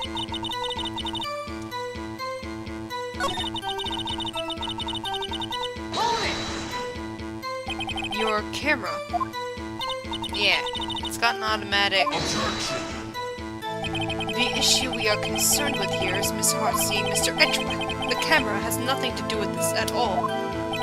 Objection sustained. He's not letting her answer any of my questions.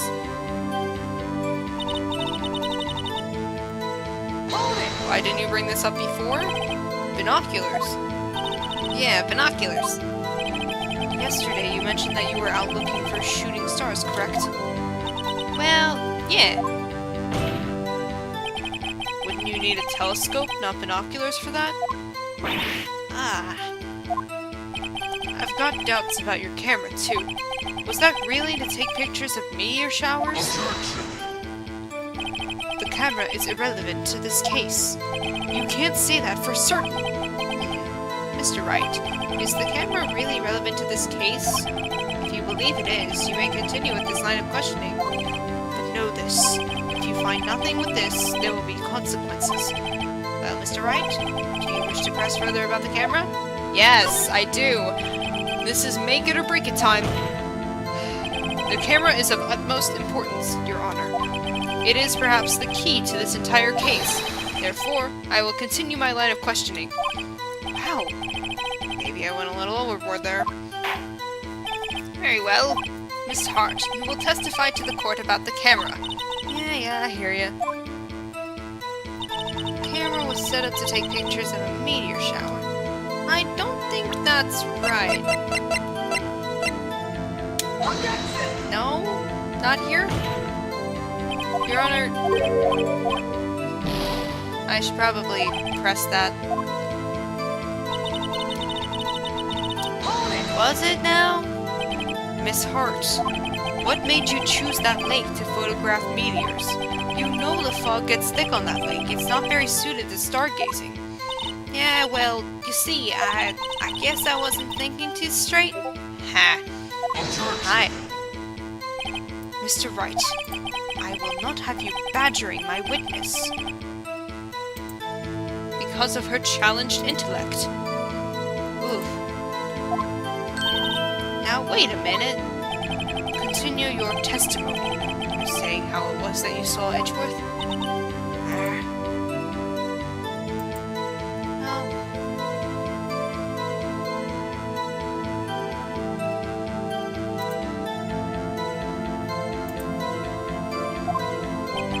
No unnecessary comments, please. When I heard that noise out on the lake, I looked with my binoculars. Which noise? If there was a heavy fog, how would binoculars change that at all? What do you mean? Even binoculars can't see through fog. But you say you clearly saw him? Well, I did. Yeah. Enough. There is no room for doubt in her testimony. She sounded pretty doubtful to me. But I have to find a clear contradiction first. I don't care how many von-karmic objections I get. I'm going to find a hole in this testimony if it's the last thing I do. And I'm going to use this to do it.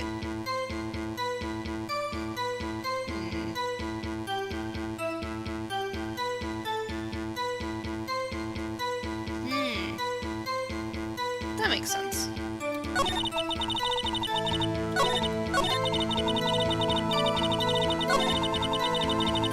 Well, how would you have... What? I don't... Your camera... You were photographing shooting stars. That's a lie. Says who? I saw the camera you set up yesterday. It was pointed directly at the lake. You have to point a camera upwards to take photos of the stars, Miss Hart.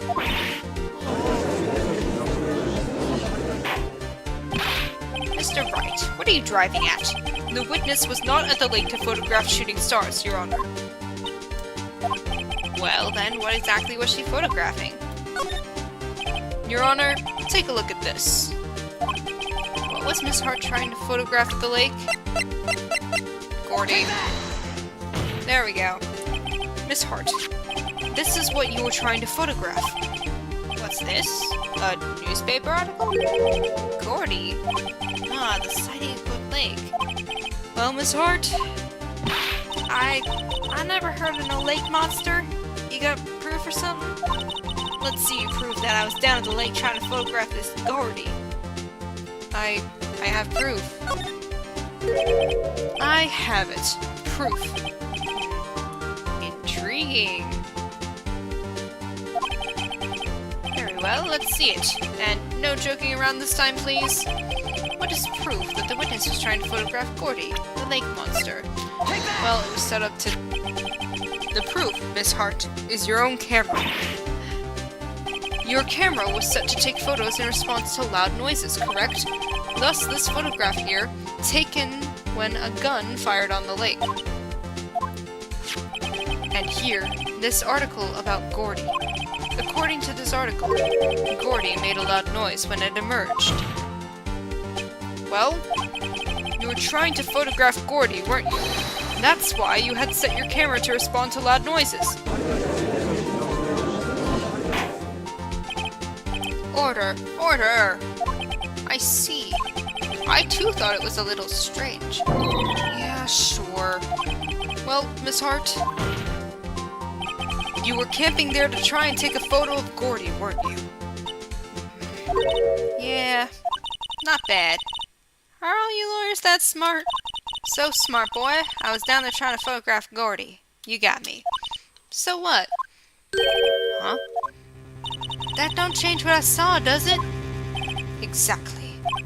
What you just used several precious minutes of our time to prove is nothing more than that the witness is an idiot who thinks monsters exist. Hey! But, as she so succinctly said, so what? It changes nothing. Not true. You were hiding the whole thing about Gordy for some reason, I know it. What could it have been? Whatever it is, I'm getting to the bottom of this. Miss Hart, why did you hide the fact that you were searching for Gordy from the court? Please revise your testimony. Right.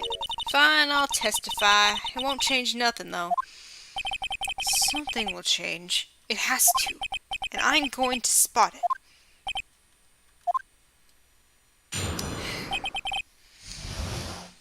Lotta's new testimony. I didn't get much sleep last night.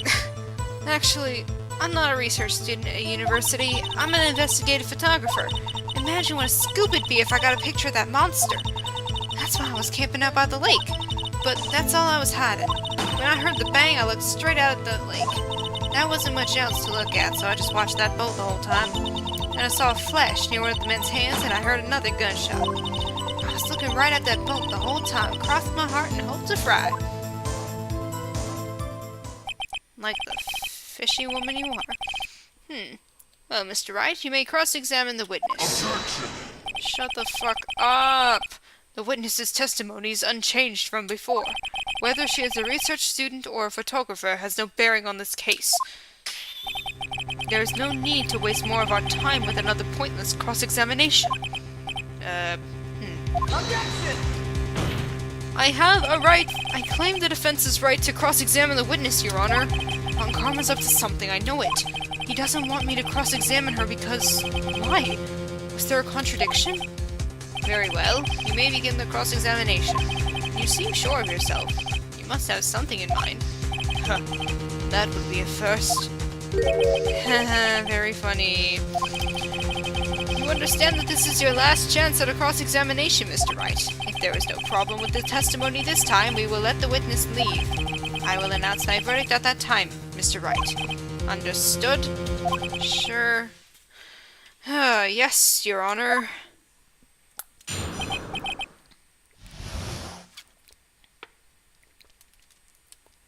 Great!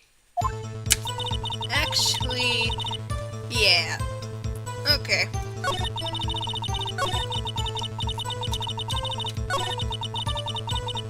I mean, yep. That's why you put the automatic sensor on your camera. Yep, borrowed it from a university professor. It analyzes every sound it picks up, and when it gets a bang, it snaps a shot. Yep. So, how many pictures has it taken so far? The only time the camera triggered was that night.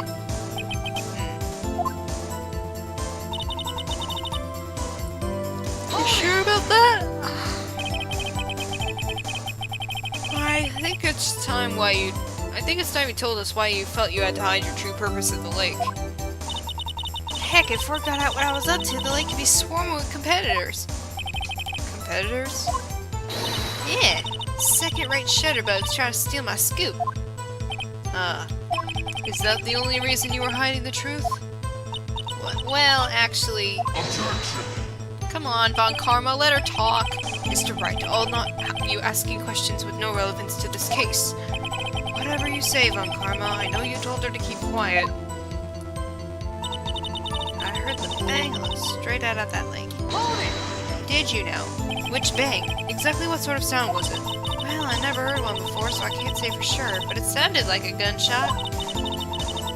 It was a lot sharper sound than I would have expected. Well, I do have the party poppers, right? No?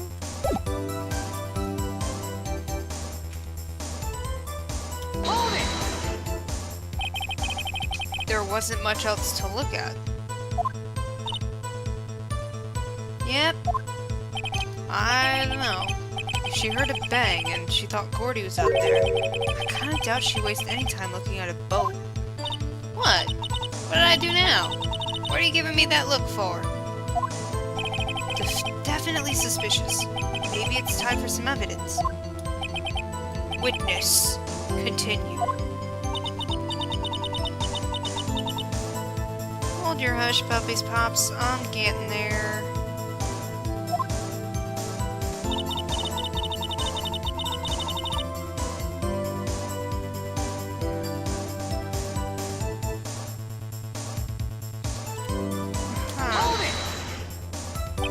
Was there nothing on the lake but the boat at that time? Huh? Wait, so you're thinking maybe he was shot from some other place? I don't think so. Nope. The lake was smooth as glass and nobody was on the shore neither. I'd better find some sort of contradiction in this testimony. I won't be able to beat Von Karma any other way.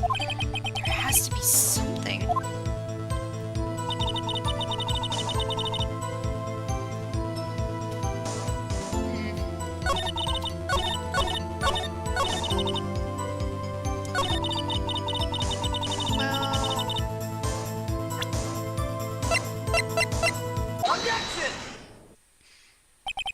Miss Hart, were you really looking at that boat? What's with you? Of course I was looking at it. It was the only thing out there. Any normal person would be looking at it. I agree. Any normal person would. But you are far from normal. Okay, calm down. What? You don't want to step over here and say that? You were camping at the lake to take a picture of Gordy. Think about it. What would you do if you heard a loud noise? You'd be scanning the lake for any sign of Gordy, that's what. You wouldn't give the boat a second thought. Ah! Ah! Well, order. Continue, Mr. Wright. You testified that you were watching the boat through binoculars. However, you wouldn't need binoculars to watch that boat. You needed them to search for Gordy, and that's what you were doing. Ah.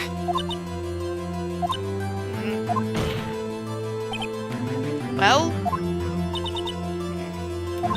Well, now that y'all mention it, I did sort of take my binoculars and kind of scan the lake a bit. I mean, Gordy might be out there and all. Miss Hart, are you saying that you were not watching the boat then? Sorry, Elle. I wasn't fibbing, really. I thought, I could be witness to a murder and all. I kinda got excited. I was sure I was watching that boat. Till now. This is totally uncalled for. But hey, you got the photograph. You got proof. Still, we can't see who is shooting who in this. Right. Right.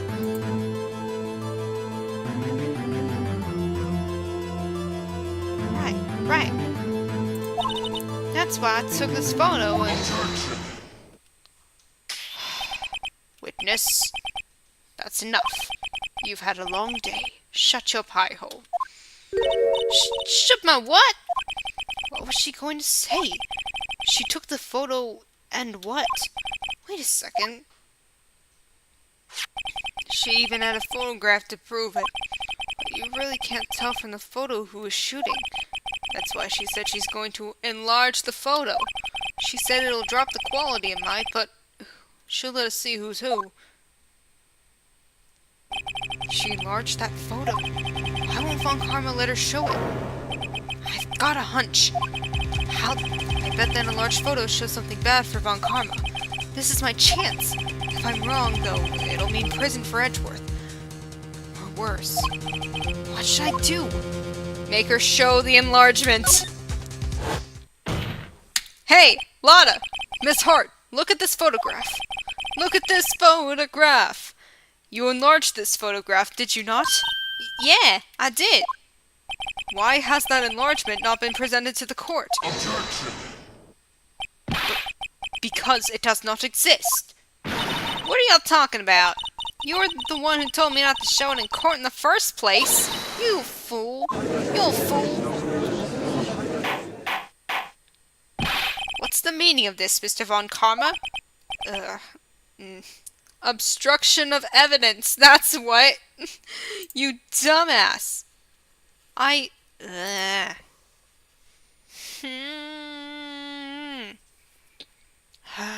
don't know how frustrated I am that he's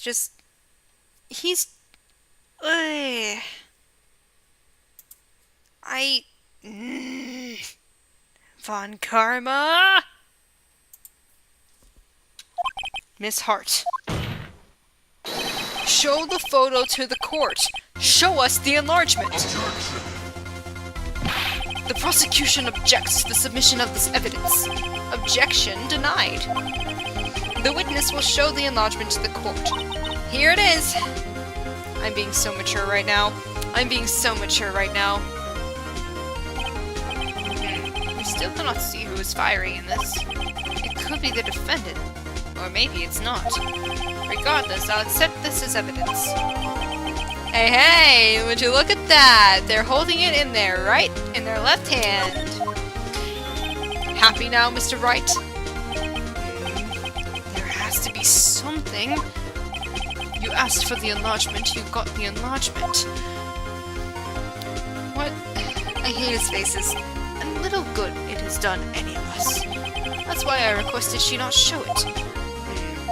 I suppose this means that the cross-examination is over, obviously. Then I would like to close the cross-examination of Miss Lotta Hart. And none too soon. That was a flagrant waste of my time. Mr. Von Karma, do you have anything to add? I stated everything I needed to when this trial began. Decisive evidence, a decisive witness. What else could possibly be required? Nothing, of course. Then I believe it is time for me to declare my verdict.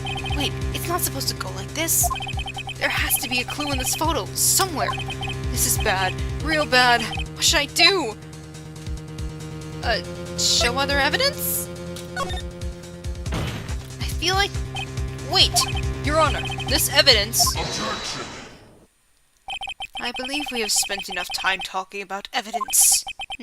Indeed. We've heard opinions on every piece of evidence but this enlargement. I see no point in retracing our steps. This is bad, real bad. What should I do? Object to the enlargement, then. Your Honor, there is something decidedly strange with this enlargement. What might that be? I wonder... Mr. Wright, you will show the court what you mean. What about this photo is strange? Okay, here goes nothing. I'll show the judge what's strange about this photo. Wow. Take that! Aha! He's shooting with his left hand and not his right. Here, Your Honor. The shooter? I'm not sure I understand. What about the shooter is strange? Look at the hand holding the pistol, Your Honor. The hand? That hand directly contradicts another piece of evidence. This man's left hand does what? This man's left hand is what? Let me show you. I'll show you the evidence that left hand contradicts. It's the gun, obviously. Take that! My attorney's badge. The evidence is clear. The man in this photograph is holding that pistol in his left hand. However, the prints on the murder weapon were from Edgeworth's right hand. Ergo. Oh no. Phoenix has picked up the ergo. The man shooting the pistol in this photograph is not Mr. Edgeworth. Boom. Roasted.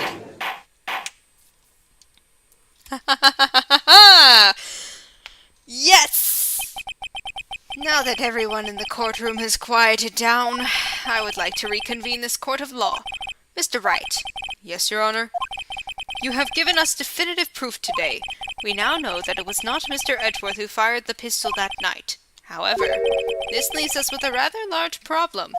If Mr. Edgeworth didn't do it, then who shot our victim? Precisely. As we have seen, there were no other people on the lake that night. Who but the defendant could have shot the victim? The victim himself. There is only one explanation remaining. The man who shot the victim was none other than the victim himself. Suicide! Hell yeah! Wait, no. Order! Order! So, you are saying that the victim committed suicide? Yes, Your Honor. I can think of no other explanation. Indeed, that does seem to be the only remaining option. I'm so very, very sorry, Mr. Wright, but suicide is out of the question. What? An examination of the victim's wound reveals the distance at which he was shot. The distance? The victim was clearly shot from further than a meter away. A meter? That's 3 feet! For people in the US. Tisk, tisk, tisk. There is no way it could have been suicide. Order! Order! Mr. Von Karma, are you sure of the accuracy of your data? Of course. I had already considered the possibility of suicide, you see. Thank you. I see. Very well, allow me to state my opinion. Considering the situation, the shooter had to be the defendant, Mr. Edgeworth. However, the prints on the gun reveal that the shooter was not Mr. Edgeworth. This is a conundrum. Therefore, I would like to suspend proceedings for this trial for the day. The court orders the defense and the prosecution to further investigate this matter. Understood? Yes, Your Honor. That is all. This court is adjourned. And with that, I'm gonna take a 5-minute break and then get back into it. After this dialogue, 11:15 p.m. District Court, Defendant Lobby Number 2. Whew, that was a close one. Hey, Don't you have anything to say? No. I have yet to be declared innocent, Wright. Well, yeah, but what happened out there on that lake anyway? If he didn't commit suicide, then who? The shooter was about a meter away, too. What? Don't give me that look. I did not kill him! I was just kidding around. Look, I'm going to go check on Maya. Oh. Right. What? Tell her something for me? What? Tell her to watch what she says in court. That's all. Would it kill you to just state how you really feel with a thanks, Edgeworth? I requisitioned a transcript of Lotta's entire testimony. I thought it might give me some ammunition for the trial tomorrow. Of course, she didn't see the shooter, so the only part of her testimony that stood was the bang she heard.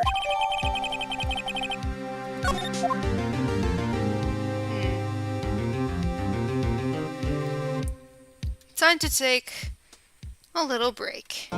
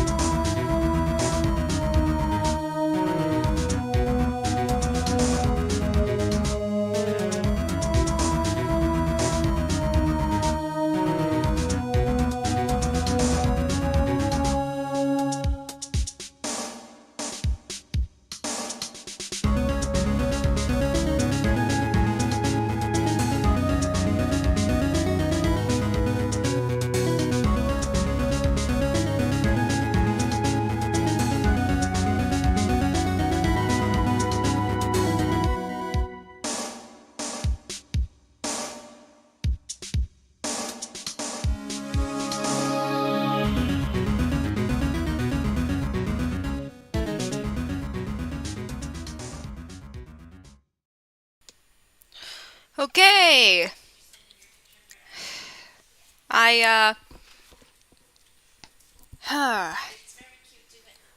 So this is gonna date this video a bunch. But I just found out Biden resigned.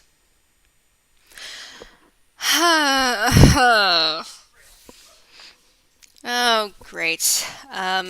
Okay. Okay. Let's get back into it. We press on.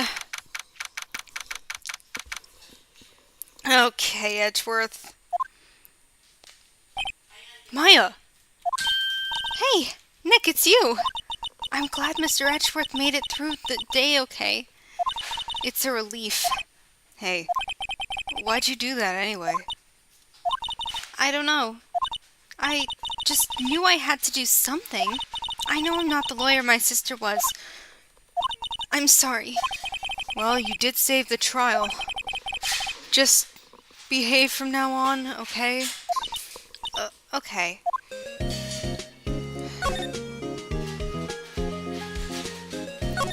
I don't think it's being picked up. Smile for the camera.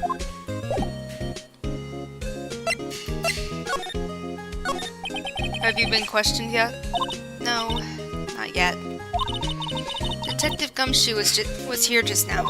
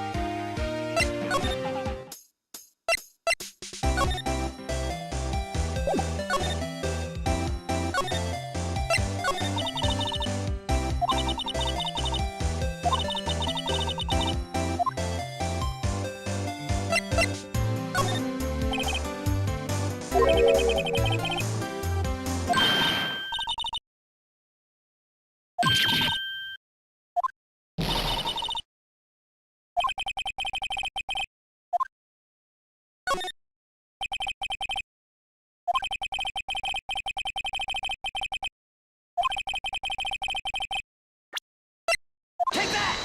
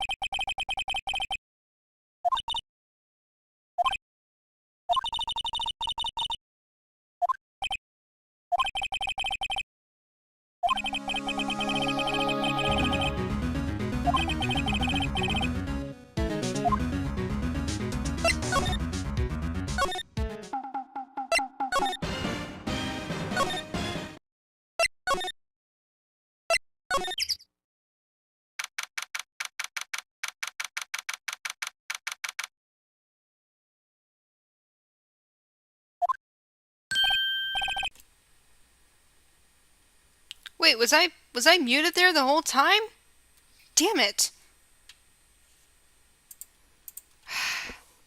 I keep forgetting to unmute. I wish I had a viewer so they could tell me these things. I'll check how long I was muted later. I'm...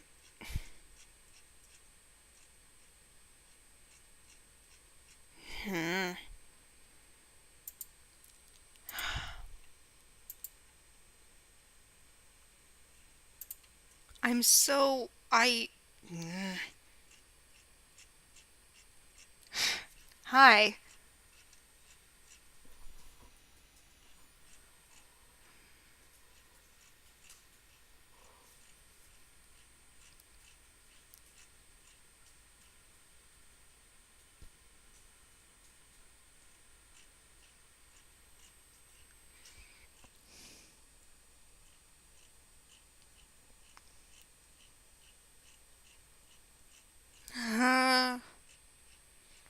I'm...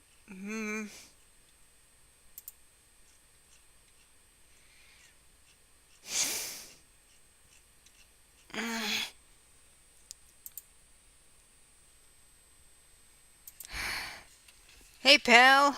Long time no see. You don't look so happy. What's wrong this time? Actually, we wanted to ask you something. Yeah?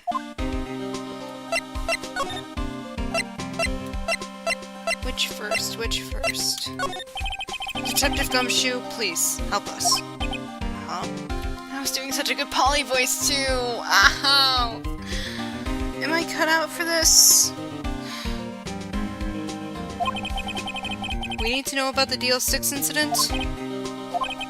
That was when Edgeworth's father died. I can't help but think that it has something to do with this current case. To tell the truth, I don't know much about DL-6 either. Mr. Edgeworth forbade us from reading the file. So, I'm afraid I can't show them to you either, pal. What? However, if you can convince me somehow that the DL-6 incident is related to this case, well, I guess I'd consider opening the file up. You know the boat rental shop down at Gourd Lake? Oh yeah. The old man who runs it is appearing as a witness in court tomorrow, right? Huh? How'd you... That was supposed to be top secret. Do you know who that old man is, detective?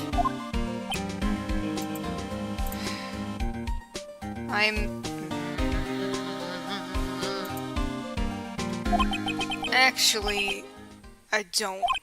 He's a bit of an odd bird. I haven't been able to get a straight answer out of him.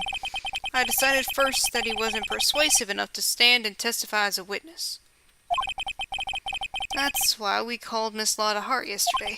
As for who he is, we have absolutely no idea. Sounds suspicious.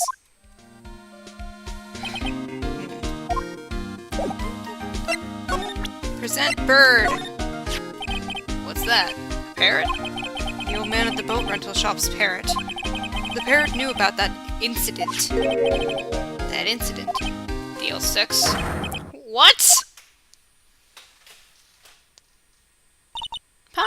Polly, have we forgotten something? Don't forget DL-6! Huh? I really should just have it unmuted the entire time. I'm pretty sure that old man must have taught it that word. Yeah, but how would that old man know about the DL-6 incident? Wait, what if that old man was connected to DL-6? Nick, you think he might be? I get you.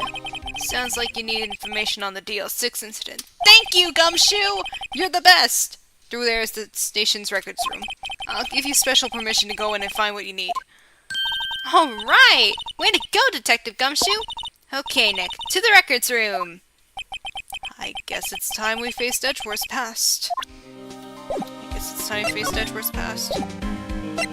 Alright, records room! Woohoo!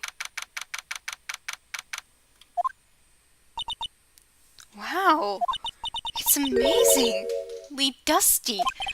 10 years of files and 10 years of dust, I guess. Let's find that DL-6 stuff, quick. 15 years ago, both me and Edgeworth were 9 years old. We were almost through with 4th grade when he suddenly transferred. Because of DL-6? Nick, I found out where the file is. Oh, thanks. Just let me know what you want to know about the DL-6 incident. I'll go get the right file. Well, first I have to get a handle on the main facts. Like a summary. Right. Summary. Found it! Here you go. December 28, 2001. That's exactly 15 years ago from the day after tomorrow.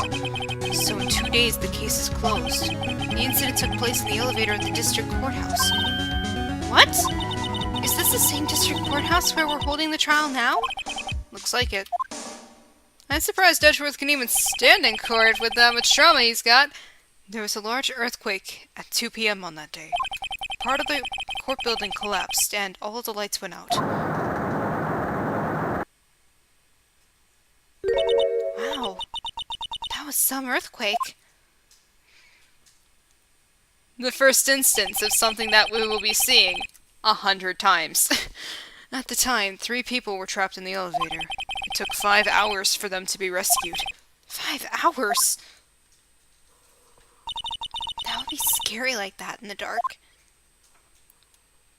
And there's Gregory Edgeworth's crime scene photo. There was a lack of oxygen in the elevator and the survivors were unconscious. The survivors? One of the 3 in the elevator had been shot. In the heart. That was Mr. Edgeworth's father, wasn't it?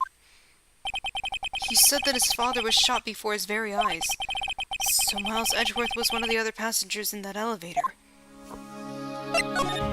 Do you have data on the victim, Edgeworth's father? Yeah, hold on. Victim. Here, found it! Gregory Edgeworth, 35, defense attorney. If he were still alive, he'd be 50. He had lost that day's case in court and got in the elevator with his son, Miles. Miles? Miles Edgeworth, of course. So he was in the elevator with his father.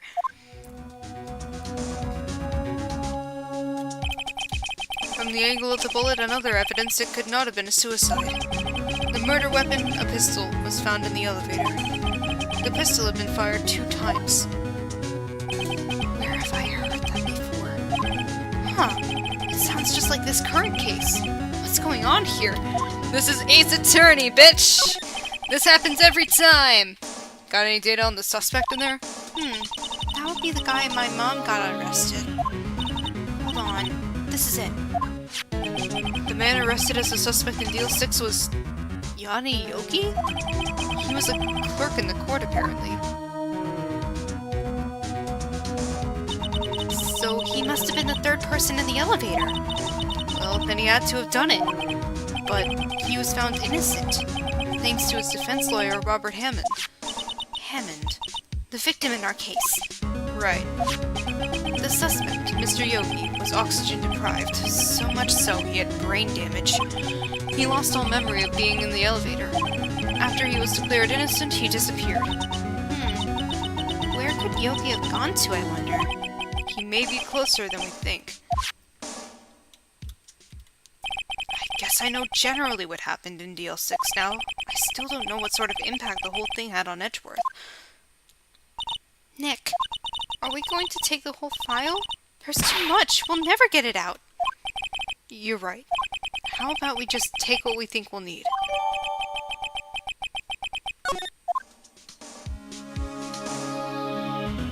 Right. That's probably all we'll be able to find here. Now, all that's left is the trial tomorrow. I wonder how Dad will do testifying in court. To be continued.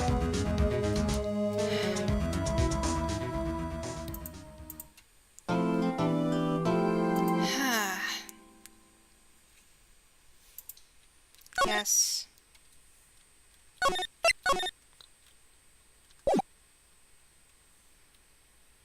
I'm not gonna take a break here, I don't think. I'm gonna keep pushing on. Of Court is now in session for the trial of Mr. Miles Edgeworth. The defense is ready, Your Honor. Very well. Apparently the prosecution is also ready. Who is the judge here anyway? Mr. Von Karma, your opening statement. Very well. No opening statements, so... Not so fast, Judge. I was taking a meaningful pause before speaking. Right, of course. Prediction. Today's trial will end 3 minutes from now. Okay, sure, fine. Order, order! Mr. Von Karma, what is the meaning of your statement just now? Must you question everything? It'll be over in 3 minutes. We have no time to waste. I'll call my witness now. Right. I call my witness. My decisive witness to the stand. It's that mysterious boat shop owner. Witness, state your profession.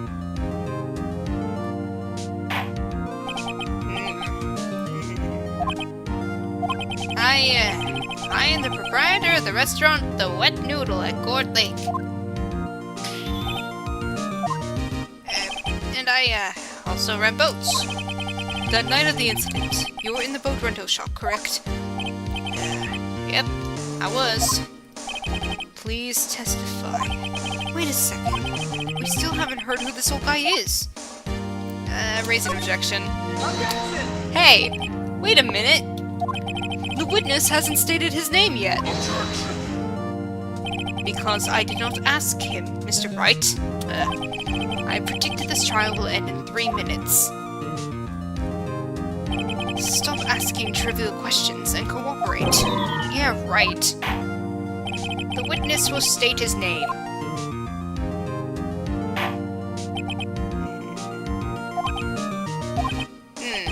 Well, I'm not really sure. Yep.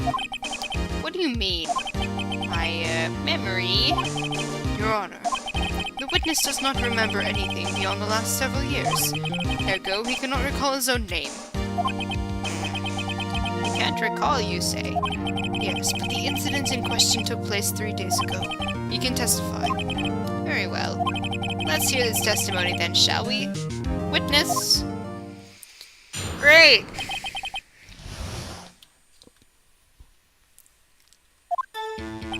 It was the night of the 24th, just after midnight. Yep. I was in the restaurant, where I, rent boats as usual. I heard a bang. Yep. When I looked out the window, I saw a boat just floating on the lake. Then I heard another bang.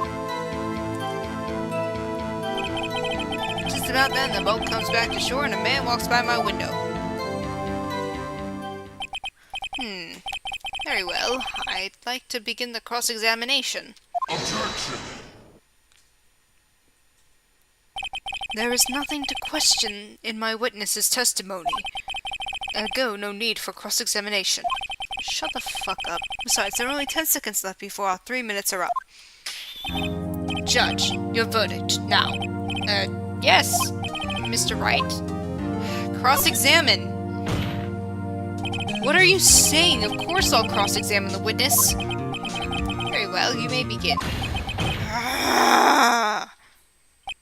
Excuse me? Mr. Von Karma. 3 minutes just passed. I see. Well then, let's just take our time. You may cross-examine the witness. Damn, Judge. Cold today.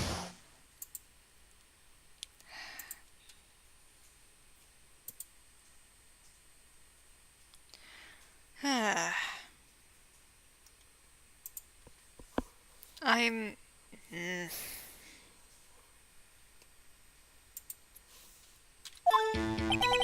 was the night of the 24th, just after midnight.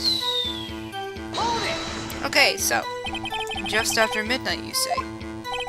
Yep, just around then. Are you sure? Pretty sure. Yep. When I talked to you yesterday, you were rather vague about the time. I'm surprised you seem so sure about it today. I asked him and he remembered. Isn't that right?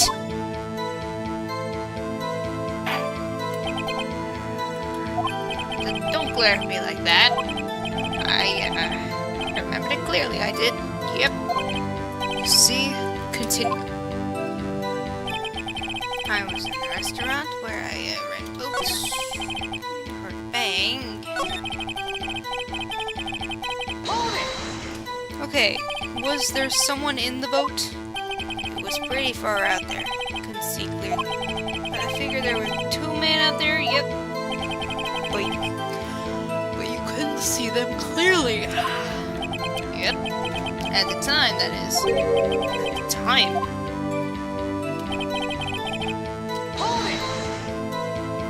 So you heard 2 gunshots total.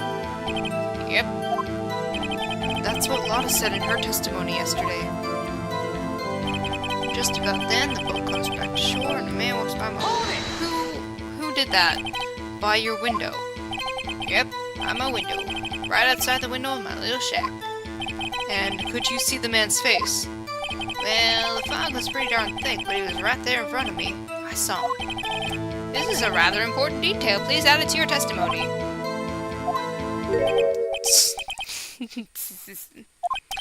I have a bad feeling about this. That man was the defendant. He was saying, I can't believe he's dead. Are you sure?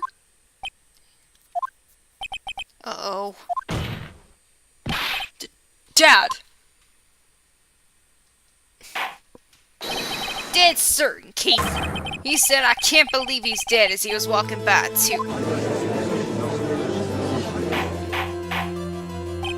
Witness, are you sure that the person you saw was Miles Edgeworth? It was him. That Edgeworth boy. This sounds like decisive evidence indeed. I see no room for doubt. Von Karma, he lured me into cross-examining so he could set me up for a fall. Nick, I don't like the way things are going here. Everyone in the courtroom is glaring at us. I'd better act quick or this trial is going to be over. Objection! Your Honor, we proved in yesterday's trial that it could not have been Edgeworth who fired that gun. Mr. Wright, are you referring to the fingerprints from Edgeworth's right hand found on the gun? And the photograph showing a man firing with his left hand? Exactly. That is easily explainable. He could have wiped his prints after he fired. You are ignoring the truth of the matter here. Everything in this witness's testimony is true. The judge is lost in thought. What should I do? Objection! Hey! Your Honor! There we go. This witness claims that Edgeworth said, I can't believe he's dead, but his word is all we have. If you were telling a lie... Mr. Wright, in a court of law, the evidence tells all. Apparently, you have yet to realize even this basic fact. If you say his testimony is a lie, show us proof. Nick, do we have evidence? It's no good. There's nothing I can do. Are you sure? To be honest, I don't know what to do anymore. Please. Can you hear me, sis? Please. We need your help. Nick needs you. 3 minutes was perhaps too high an expectation. However, 15 minutes isn't bad. This must be a new record. Enough. The witness may leave the stand. This court sees no reason to further prolong the trial, nor is there any need for more time to decide the case against the defendant. This case is extremely clear. I see no room for misinterpretation of the facts. What? No! This court finds the defendant, Mr. Miles Edgeworth. The accused will surrender to the court immediately, to be held pending trial at a higher court within a month from today's date. That is all. This court is adjourned. Hey! Hey, Larry! Wait!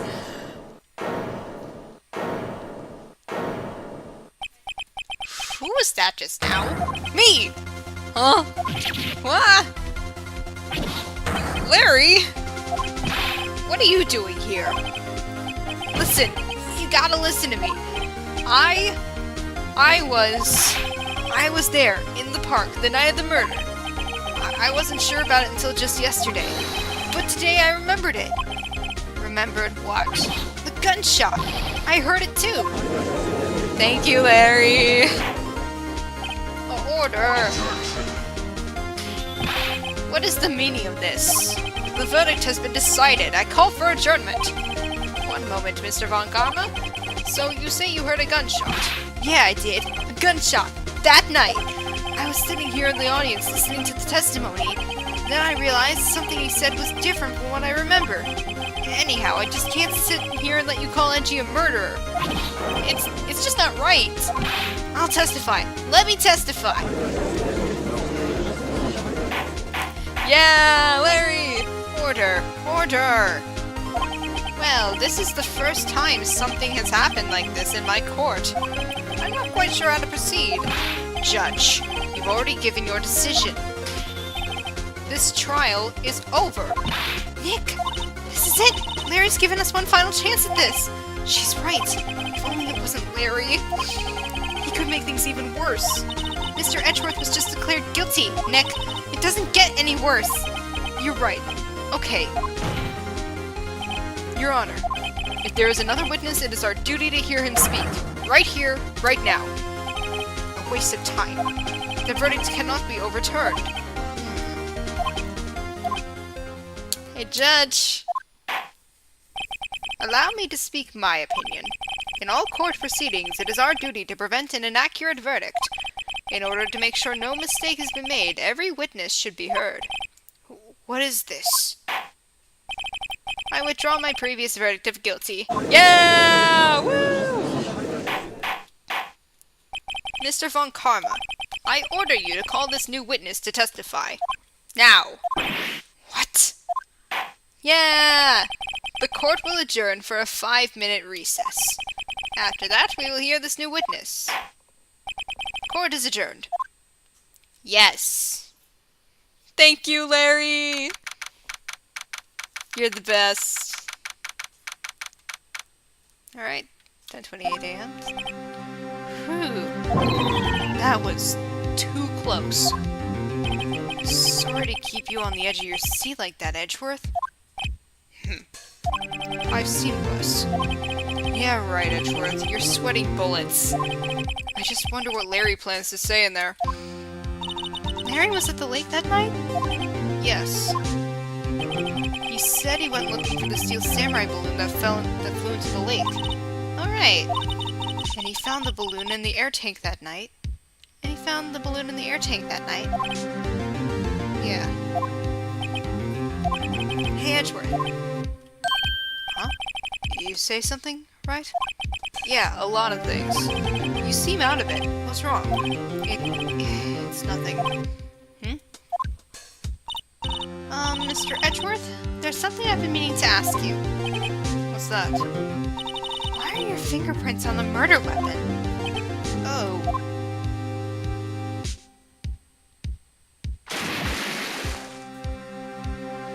When he fell into the lake, I went into a daze. I couldn't understand what had happened. I couldn't think straight. And then I saw the pistol lying on the floor of the boat in front of me. I picked it up without thinking. I didn't have a reason, really. I see. Right? Yeah? This might be our chance. Our chance? Von Karma has only ever run perfect trials. Perfect trials? Perfectly prepared witnesses, perfectly complete evidence. That's the secret to his success. This is the first time he's ever had to deal with something unexpected. He has to let someone he hasn't even talked to testify before the court. And that someone is Larry. What are you getting at? It's likely his testimony will be full of holes, right? That's right, Nick. No 10-minute trial this time. We'll milk this one for all it's worth. Hey, it was 15 minutes. 15! Everything's on Larry now. Alright, Larry, let's do this. Woohoo! Ugh. Okay, guys, next time, I promise, I'm going to make sure that my mic is unmuted before I start talking again. I promise. Court is now back in session. Witness, please testify to the court about everything that you saw on the night of December 24th. Right. Leave it to me. Please, Larry, don't mess this one up. I hate to admit, but you're our last chance. Well, Karma didn't even have time to prep his witness. I just hope Edgeworth is right about this being a big break. Let's press him until he breaks. At night, I was out in a boat on the lake. I was looking for something, and I found it. So I quietly slipped the boat back in at the rental shop dock. Then, just as I was thinking about going home, I heard this bang. I looked out over the lake, but I didn't see a boat. So, after I heard that single gunshot, I went home. That was an unusually vague testimony, even for this court. In any case, Mr. Wright, you may begin your cross-examination. Yes, Your Honor. What's wrong, Nick? It's Larry. I have no idea what he's going to say if I press him. I'm a little scared. Well, we've come this far. There's no way to go forward, Nick.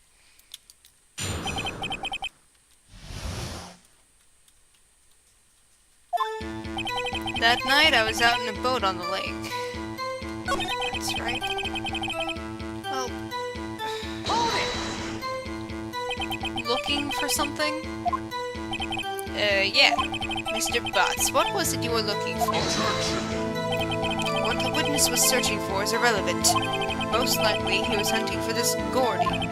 That's surprisingly close to the truth in a sense. This is all irrelevant. Let's get it over with.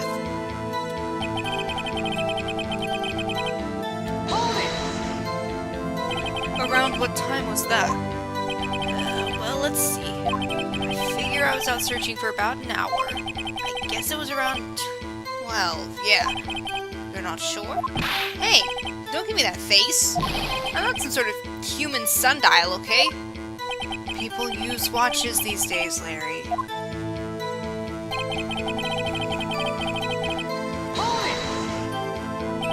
Where did the sound come from?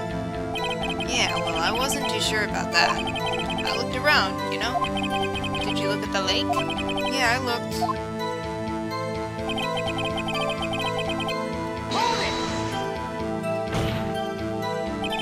Wasn't there a boat on the lake? Order, order! Well, Mr. Butts. Whoa.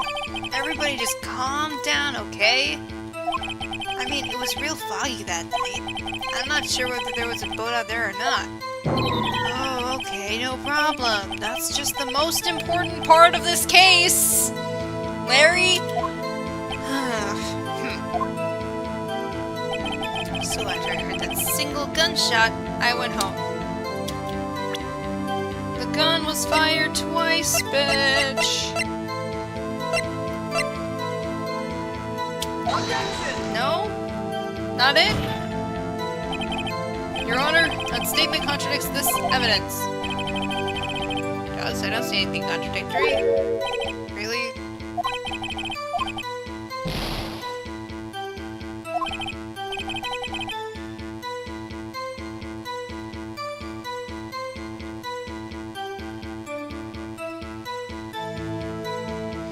Oh! Okay. Yeah, I forgot about that. There we go. Hey. Objection! Hey, Larry! Wait a sec, Larry. What? You only heard one bang? You're sure? That's what I said. But Miss Lotta Hart testified yesterday that she heard 2 bangs. And the old man just now said the same thing. They both heard 2 gunshots that night. Huh? Were you even listening? Were you paying attention at all to what they said? Yo, Nick, please. Huh? You know, something's been bothering me. I'm a witness, see? I'm like a customer here, so you gotta treat me nice and stuff, okay? Mr. Butts. What? You only heard 1 gunshot. Are you sure? Well, to tell you the truth, I'm not sure. Eh? Not sure? How could you not be sure? Yeah, well, I might have missed the other gunshot. I was, listening to something else. Something else? My radio, dude! With my headphones. What? What? Larry! Order, order! And stop that booing! Mr. Butts, you were listening to the radio with your headphones? Yeah, so what? That a crime? I listen to my radio. Everybody listens to the radio. What's the big deal? Mr. Von Karma, your opinion?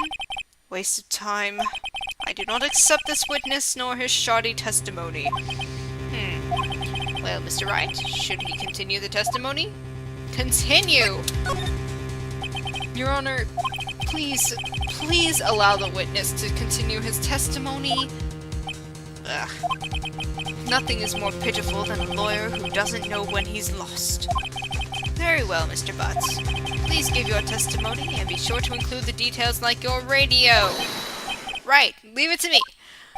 I wouldn't if there were any other way out of this, believe me.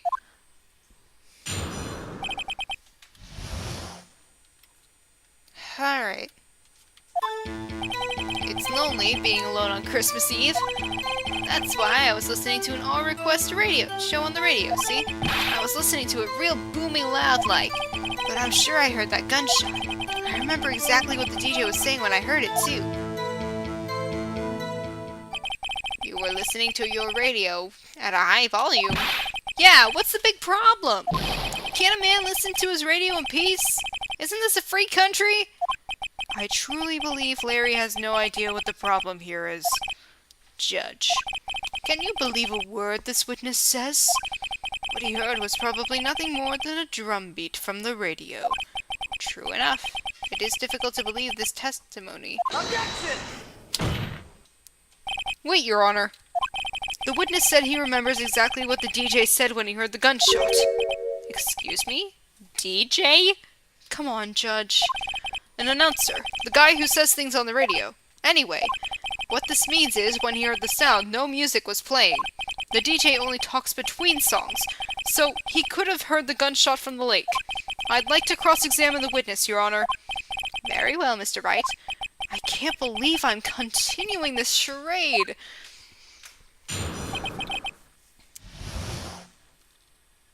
Alright, Larry.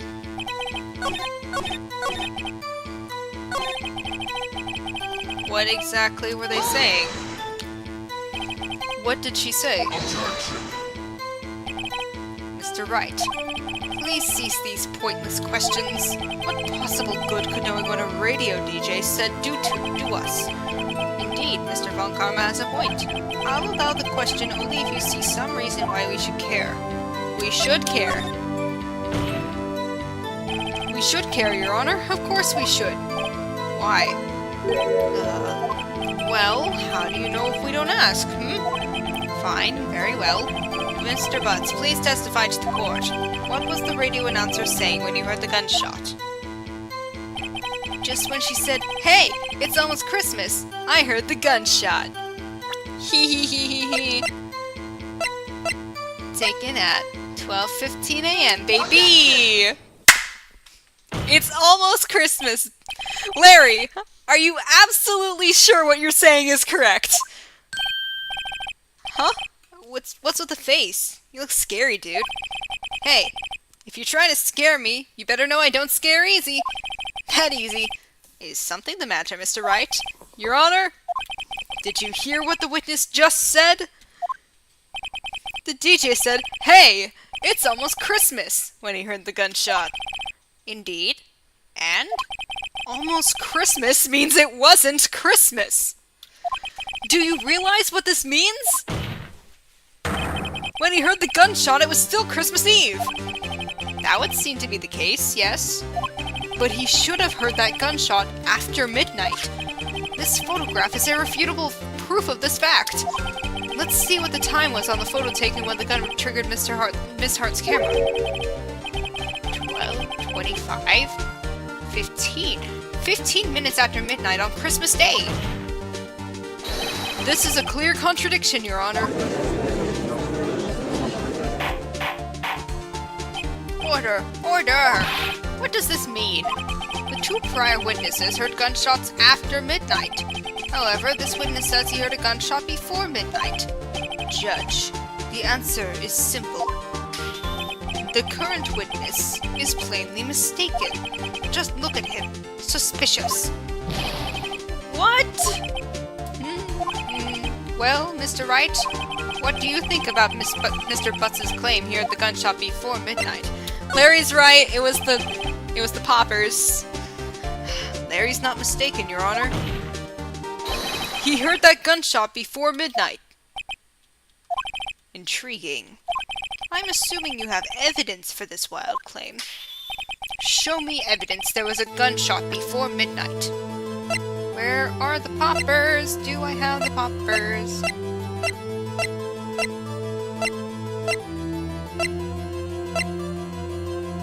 Fired 3 times.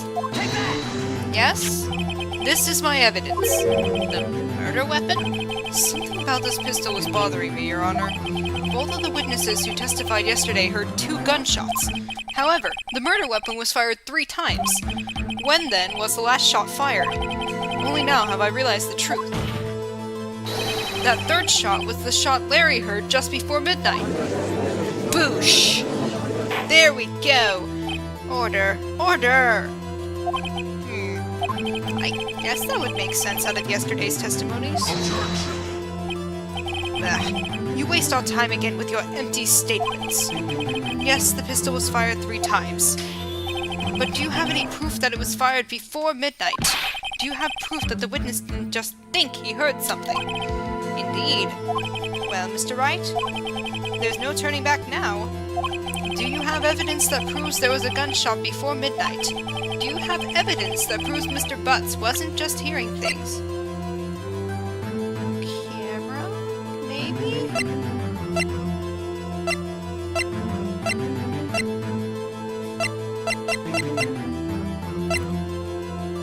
I'm gonna do the camera and see. Mr. Wright, is that a smirk I see? Your Honor. Sorry, I wasn't really sure about the evidence. Don't show us evidence you aren't confident in, Mr. Wright. So it wasn't the... Okay, I'll ask you again. The music starts back up, let's go. Do you have evidence that proves there was a gunshot before midnight? Do you have evidence that proves Mr. Butts wasn't just hearing things? The bullet. Mr. Wright. No, not the bullet? Okay. What is the... Oh, the second leak photo. I forgot about that. Look at this photograph. Look at this photograph. Oh. This was taken by our witness yesterday, Miss Lotta Hart, with her automatic camera. The timestamp on the photo reads December 24, 11:50 p.m. Oh yeah? But there's nothing on the lake in this picture. Your Honor, the real issue here is not why nothing is shown in this photograph. It is why this photograph exists at all. What do you mean? Your Honor, this photograph was taken by an automatic camera. That camera was set to go off in response to loud noises. Aha!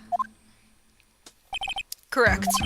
There was a loud noise on the lake at 11:50 p.m. That is why this photograph was taken. In other words, there was a gunshot at the time that Larry claims. Boom. Order. Order! That would make sense of the evidence we've seen so far. However, this leaves me wondering exactly what did happen that night on the lake. Exactly. If this is true, there were 2 sets of gunshots, separated by 25 minutes. One at 11:50, another at 15 minutes after midnight. Why, I ask you? Why? Uh-oh, I'd better think of something quick. Wait a second. Gunshots separated by 25 minutes? What's wrong, Nick? I have it! I have it! Huh? Remember the case with the Steel Samurai? Huh? Yeah, of course I remember. The murderer in this case had the same idea as the murderer in that case! What do you mean? Maya, Yes? if we don't figure this out now, we'll never overturn Edgeworth's guilty verdict. I've got a hunch, and I'm going to run with it. Right. I mean, is this safe? Safe? We've already gotten a guilty verdict. We have nothing to lose. I'm not, you know. You just watch and let me know if I say anything that sounds fishy, okay? Right, Nick? Your Honor, Yes, Mr. Wright? the testimony just now has cleared up this entire case. What do you mean, Mr. Wright?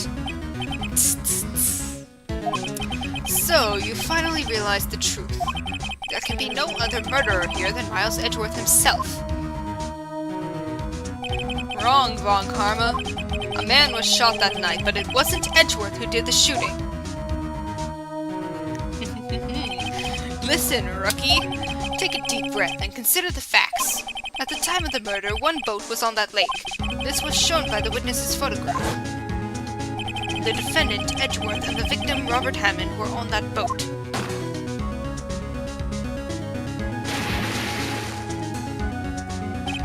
There was a gunshot fired on the boat, and Robert Hammond fell into the lake. The distance of the shooting was 1 meter. It couldn't have been suicide. Well, the guilty party has to be the other man on that boat. I admit it is hard to imagine any other possibility. Yes, but this assumes that the victim was shot at 15 minutes after midnight. What do you mean by that, Mr. Wright?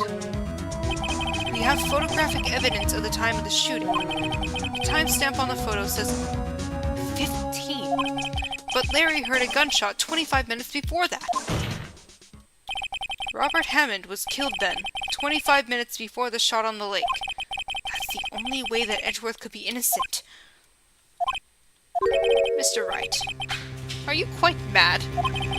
Explain who the 2 men on the boat are. The murderer and Hammond. Edgeworth and the murderer. Edgeworth and Hammond. It's gotta be this one. Of course, it was Edgeworth and the murderer. After the murderer killed Robert Hammond at 11:50, he assumed the guise of Mr. Hammond and met Edgeworth. Oh, that's what they mean. Okay. What? Are you serious? Yes. Edgeworth won't tell us why he went to the lake that night. However, I have a hunch. That night, Robert Hammond called Edgeworth to the lake. Now, Edgeworth didn't know Robert Hammond's face that well. That's why he didn't suspect anything when the murderer took Robert Hammond's place.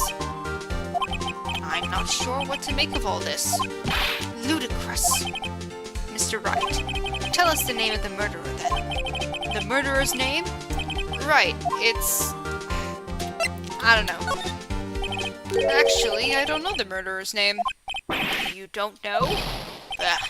Again, you waste my time. I don't know because he never told us. The murderer is the caretaker of the boat shop. That old man. At 11:50, he was the one who killed Robert Hammond. The caretaker of the boat shop? Where did he do this? There weren't any boats on the lake then. Why would he have to go all the way out on the lake just to shoot someone? Might I suggest that the real scene of this crime was not on the boat? What? Well, then where did the murder take place? show the judge where the murder really took place. It was on the shore here. Take that! Around here, maybe? Maybe, Mr. Wright? And does this maybe include the reason why the killer would choose that spot? Yes, well, maybe because there is no good reason the murderer thought we'd never expect it. Maybe you should try again. He wasn't even surprised I goofed up. It was... I swear it was on the shore, though. Take that! Just need the right place. There we go. Around here, maybe.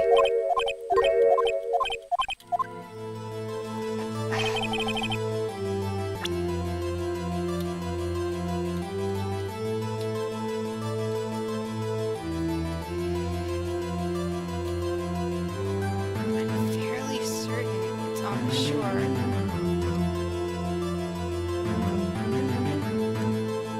Take that! Here, of course, where the boat shop lives. That way he can meet with the victim without anyone seeing. Objection! Do you have proof that the boat shop was the scene of the crime? Recall Larry's testimony, if you will. That's a fun visual. That night, he was out on the lake in a boat, searching for something. He finds it and returns the boat. Then, just as he's starting to head for home, he hears a gunshot. He heard a gunshot, Your Honor, even though he was wearing headphones at the time. In other words, the gunshot was very, very close by. And where would that be if he had just returned a boat? The boat shop. Yeah. Mr. Wright, what happened that night on Gort Lake? Please tell the court from the beginning. Yes, Your Honor. Nick, are you sure about this? Not really. But I think if I start at the very beginning, and I take it slow, I might just be able to figure this out. Okay. That night, the caretaker at the boat shop called Robert Hammond to his shop.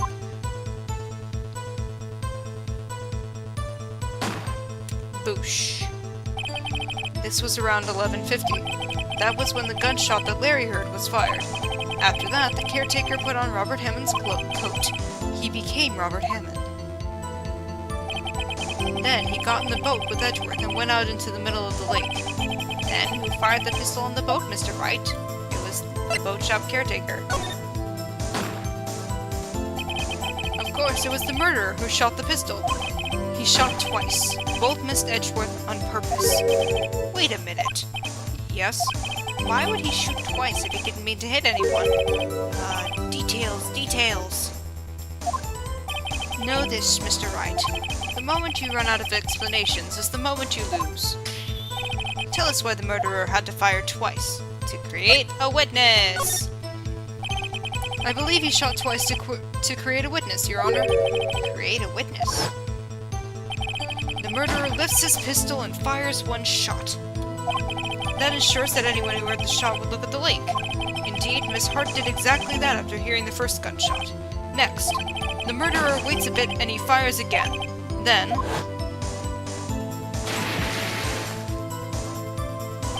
the murderer jumps from the boat himself, leaving the pistol in the boat behind him. I see. To someone looking from the edge of the lake, it would appear that one of the men on the boat had shot the other. The murderer didn't know about the automatic camera, of course. And that's why he shot twice to draw attention to the boat. Once you realize that, everything else falls into place. The boat shop caretaker swam back to his shop. Then he put Mr. Hammond's wet coat back on the body, and threw the body into the lake. This is what happened, Your Honor. These are the events that transpired that night on Gort Lake.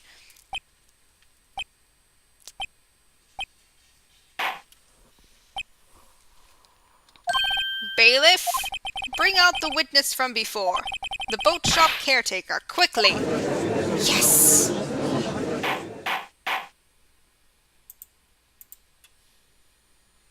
Alright.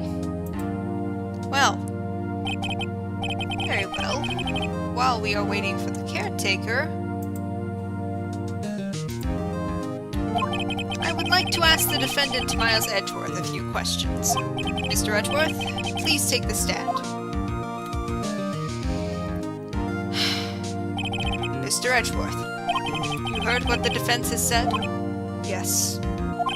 Well, why did you go to the lake that night? What Wright has said was mostly correct. Astonishingly so, actually. Yes. Several days ago I received a letter.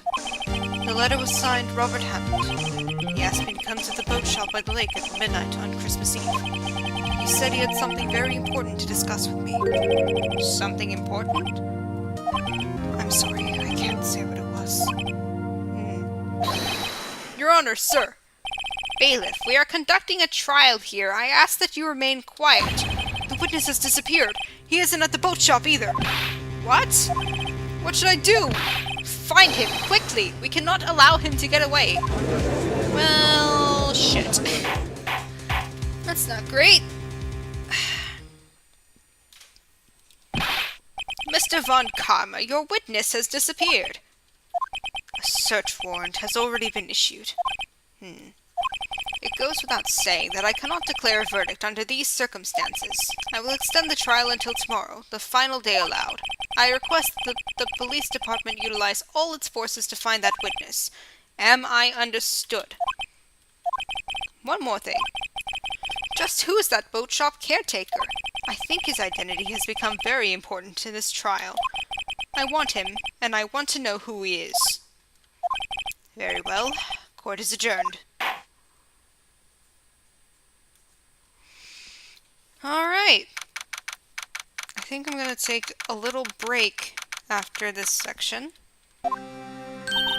Yay, Nick, you did it! Yeah. Well, at least we got out from under that guilty verdict. And what about Larry? That was something else. Even Von Karma didn't know what to do with his testimony. Larry really helped us out.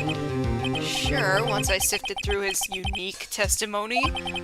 Still, he did save us. I just wish our cases weren't so down to the wire all the time. I know what you mean. Sometimes I feel like it's us on trial instead of our clients. Hey, Edgeworth. Mr. Edgeworth? Did you say something? Don't look so pained. I mean, it looks like you're probably going to get off the hook. You could try to smile just a little. Relax. I'm sorry, but I fear it's not over for me yet. What do you mean? Right.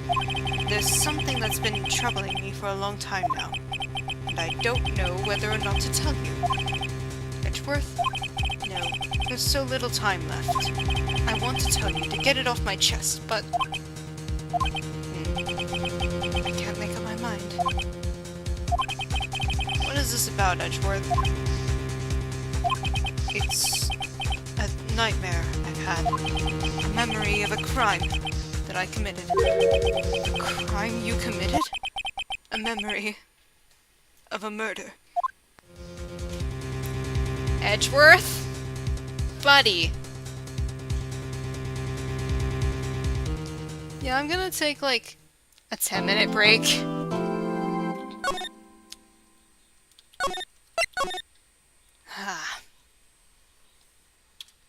See you guys in 10 minutes or so.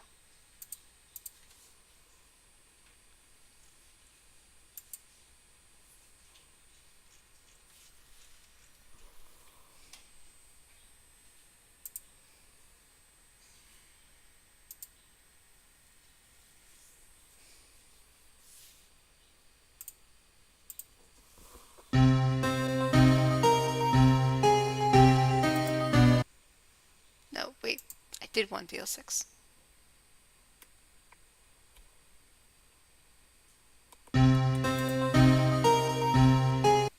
No, wait. I did want DL-6. Come on.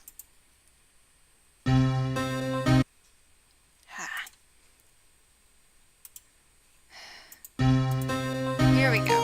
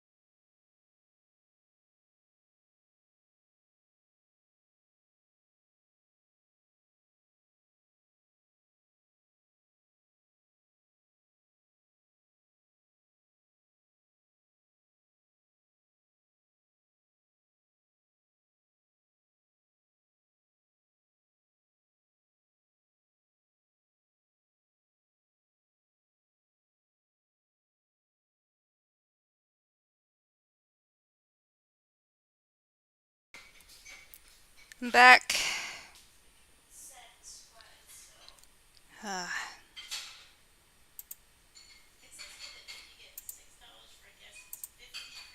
I'm back.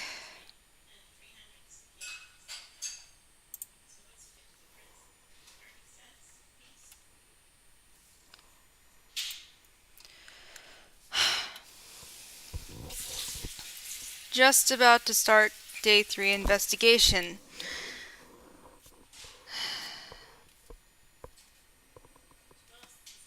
Let's do this.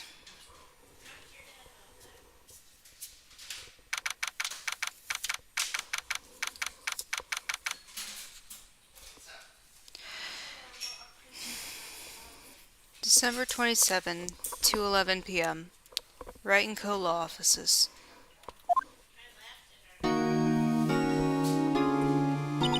What was Mr. Edgeworth talking about?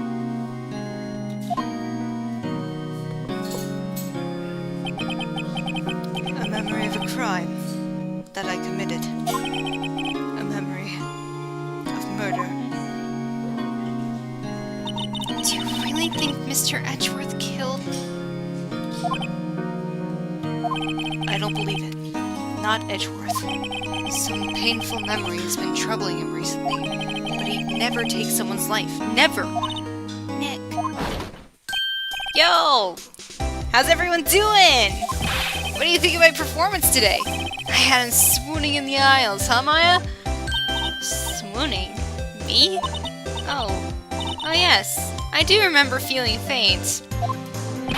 Right on. Tell me the truth. It was like love at first sight, right? Right, Nick? Huh? Me? Well, maybe my heart skipped a beat or two. I think you can do better than that. Come on, I saved Edgeworth in there, dude. Edgy! You guys should be bowing before me. Yeah, bow before your hero. Okay, Larry. Larry, you really helped out in the trial today. You did. If you weren't there, Larry, I'm sure Mr. Edgeworth would have been found guilty. But seriously, Nick, that boat shop caretaker guy is pretty suspicious. But Edgy ain't off the hook yet. Way to spoil the mood, Larry. Hey, I'm just a guy sitting in the audience, you know? But from where I was sitting, Edgy seemed pretty edgy. I mean, can you really know he's telling the truth about that night? Nick? I don't know. But what I do know is, I'm going to believe in you two until the end. Us two? Edgeworth and who else? You mean me, right? Nah, he means me. Right, Nick? Yeah. You, Larry. Not Me? But why you, Larry? Huh? Actually, yeah. Why me, Nick? Enough with the silent treatment. Nick, why do you trust Mr. Edgeworth so much? I mean, he's changed recently, true. But when we first met him, he was kind of a jerk, don't you think? You didn't know him back then. Back when he wanted to become a defense attorney. Wait, was that when you two were classmates? Yes, in grade school. They saved me. Miles and Larry. They saved me, and I'll never forget it. That's so sweet, actually.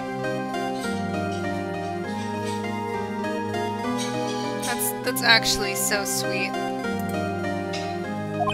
That's why I became a defense attorney, you know? What? Hey, Larry, what's he talking about? Huh? Sorry. I kinda forgot. Come on, Larry. Okay, Nick, out with it. I'm going to hear the story and that's final. Okay. It's kind of a long story, so hang in there. It was the very end of 3rd grade.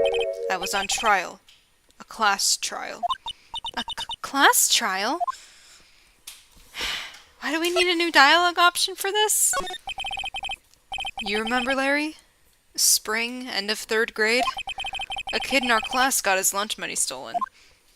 Lunch money? Our school was really small. Every month, kids would bring in an envelope with money for lunch from home. Huh, I see. Anyway, this kid's envelope disappeared, with $38 still inside. Oh, yeah, now that you mention it, I do remember that. I can see why you'd forget, though. You were out of school that day. Anyway, the envelope had been stolen during PE class. I was coming down with a cold, so I'd skipped PE that day. I was the only one not in class. So, they thought you did it? Yeah. The kids in class said I should be put on trial. Trial? So the next day we held a classroom trial with me as the defendant.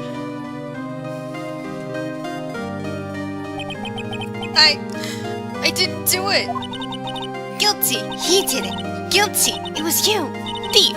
Give the money back! You're such a meanie! No one play with him! Just admit you did it! You can't hide the truth! Tell us the truth! We're not gonna play with you anymore! Yeah, no more borrowing my eraser! You should be allowed in the relay race or on the committee! Hey, did you rob that bank the other day? Now, Phoenix, you know you shouldn't steal people's money. It's not right. In the end, even the teacher thought I'd done it. Go over and apologize, Phoenix.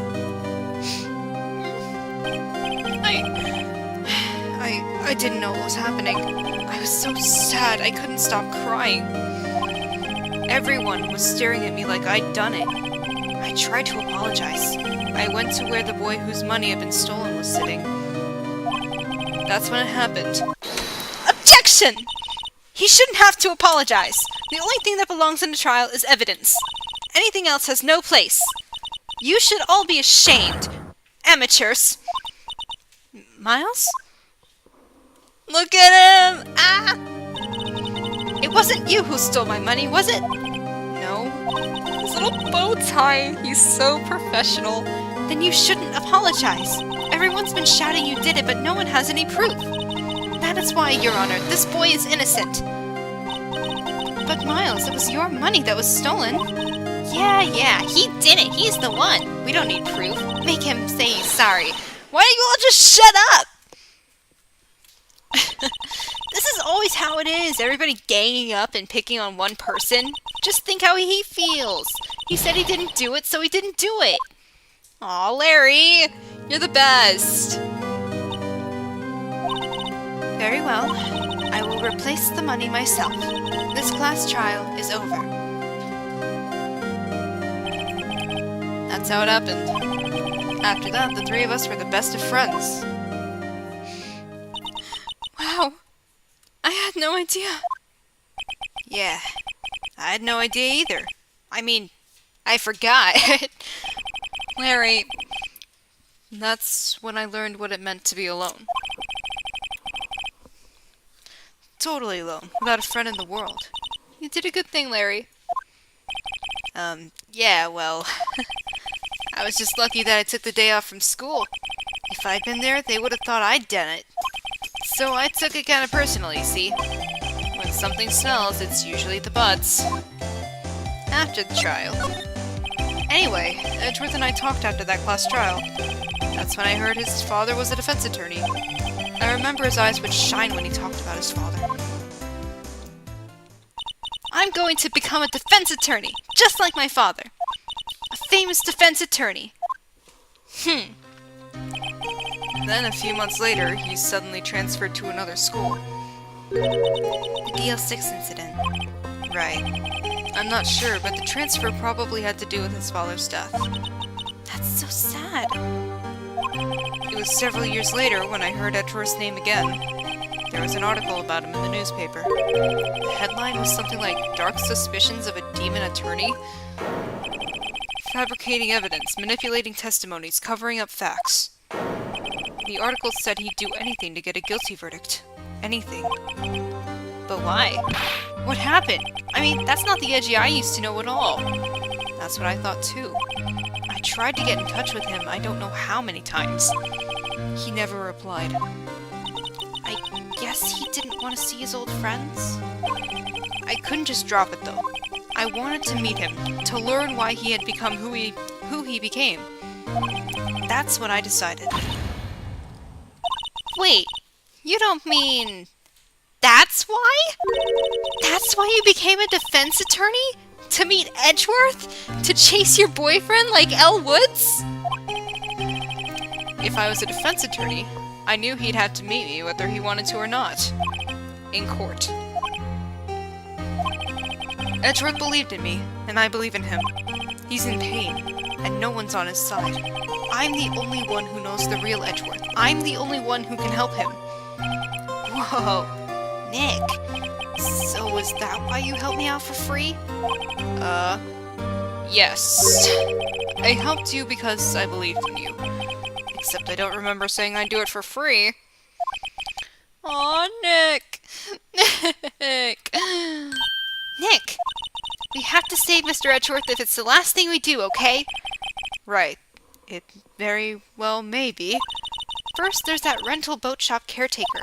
We need to find out who or what he is. I'd settle for who. I guess I can clean out some of this evidence I no longer need. Okay, let's go.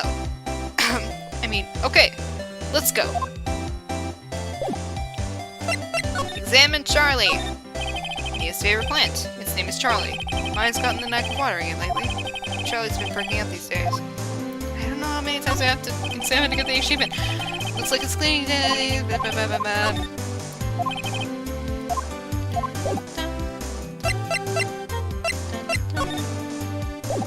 I'm going to present my badge to him again, because why not? Woohoo! Oh, it's hot out there. Hot!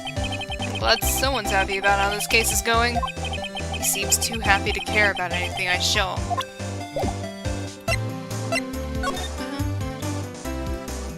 I'm gonna go to the detention center again. Hey, Edgy! Hey, Edgy, remember that class trial?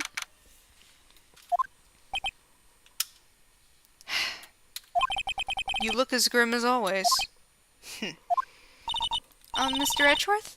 I heard the story about the class trial. Class trial? What do you mean? You don't remember? No, I don't. Your lunch money was stolen, wasn't it? In 3rd grade? Lunch money? Oh. Oh, right. Yes, I seem to remember something like that. Nick, I think you're the only one who really remembers. Well, it probably only really mattered to me anyway. Mr. Edgeworth, didn't you know? That trial was the reason Nick became a defense attorney! Ridiculous. Gee, thanks. That said, it does sound like the kind of thing you do. You haven't changed a bit, have you, Wright? So simple. To a fault, even. Well, maybe, yeah, but I think you changed too much, Edgeworth. Perhaps. He's just looking away. Why prosecute? Hey, Edgeworth, why did you become a prosecutor anyway? You used to look up to your dad. You said you wanted to be a defense attorney, right? I couldn't let myself deny reality like you. What do you mean? My father was taken from me, and you want me to defend criminals?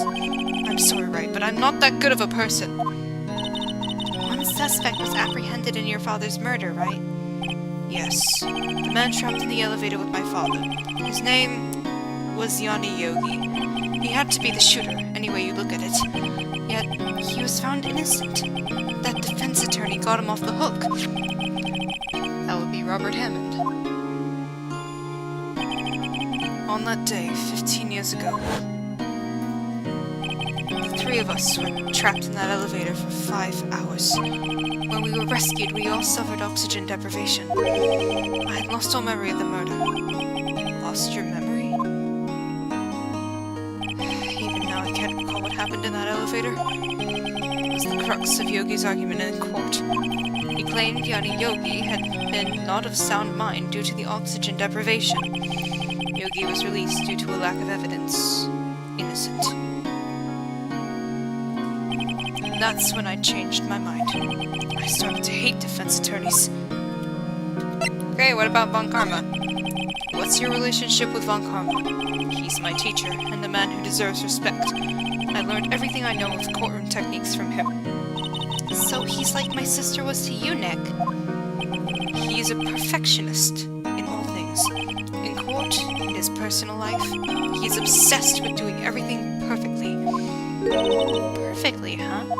In all the cases he has taken on, none were left unsolved, and not one suspect was declared innocent, ever. But that's... I know. It's possible some of the suspects were indeed innocent. However, it is impossible for us to accurately determine that in every case. All Von Karma does is his job, to find the suspect guilty perfectly. In any case, it's nigh well impossible to find a weakness in him. Should a weakness appear, he would do everything in his power to make it go away. Edgeworth, if what you're saying is true, you're headed for a guilty sentence tomorrow. He's right! Now's no time to praise the enemy, Mr. Edgeworth. It's a strange situation in which I find myself, I'll admit. No kidding.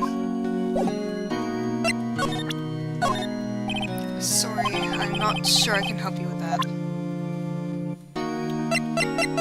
Bullet, maybe? Sorry, I'm not sure I can help you with that. Come on. What are you showing me this picture for? No reason. You know, I was impressed by your deduction in the trial today. Granted, you were at the end of your rope, but still. Nick, he noticed. That's kind of sweet. Nick, no! That's a photo of his father. Don't show him that! You're right. Now probably isn't a good time to dredge up those memories. What is it? Nothing. Huh? I'm so used to showing evidence that I forgot he has that response. Oh. It was that case that changed my life. And tomorrow, on December 28, its statute of limitations runs out.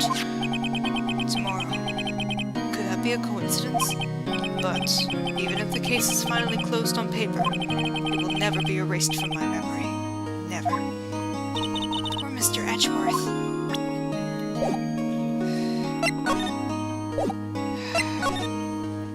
Nothing.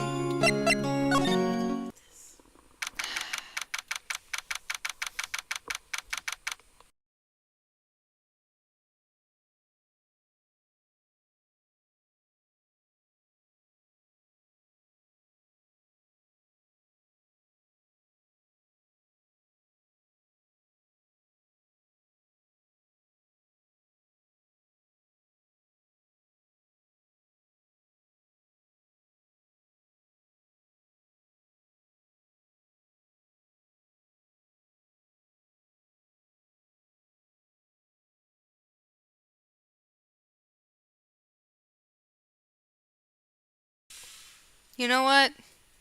I think I'm going to stop here because my family is getting annoyed and I don't have it in me, honestly. I'm gonna stop here.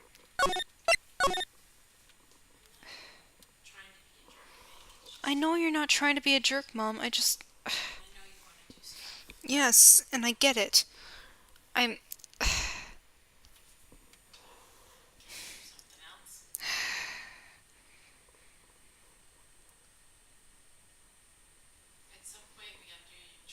Mm.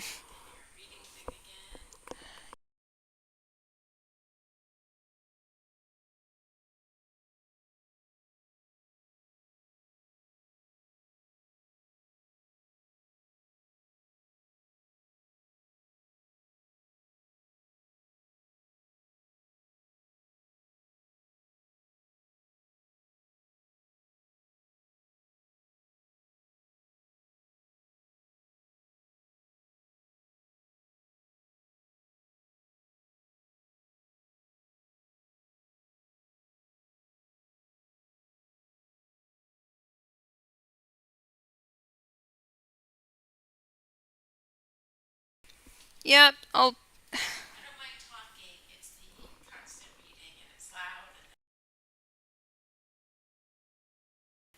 I'll see you guys tomorrow, I guess. I'll finish up Turnabout Goodbyes tomorrow.